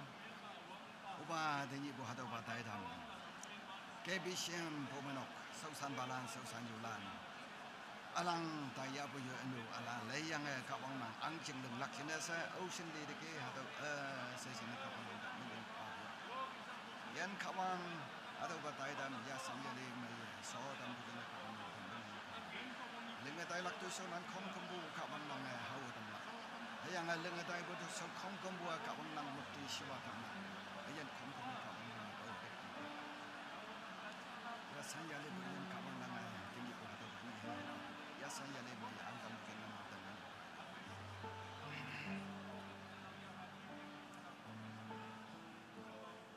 ayan kawang nang de yalak pa menyong pa buai tingi bo ha tau tai dam Yongwan ba kawang nang lamboi bu kaya. Tuman hadong ma hadau dai dam ya ang owan de. Tuman mong alang ne hang hi pokono bu yan nang tamba. Tuman se da nang pau de ka hadau dai dam so dam bu jene kawang nang de minyong pa bu. Tini li dam bu sausan balan sausan yulan ayan pongchong noksa khong kambu nang yelak ba pau de ka ang ya. Ayang tini li yang bu sausan balan sausan yulan phang ma tuman mong chăm chủ đề chăm ya ha chăm mong chăng chăm ship hay sa bu phơi tôi lưng bu kaya kawang nang mukti siwa tam teneng bu wang peng son tam pha atau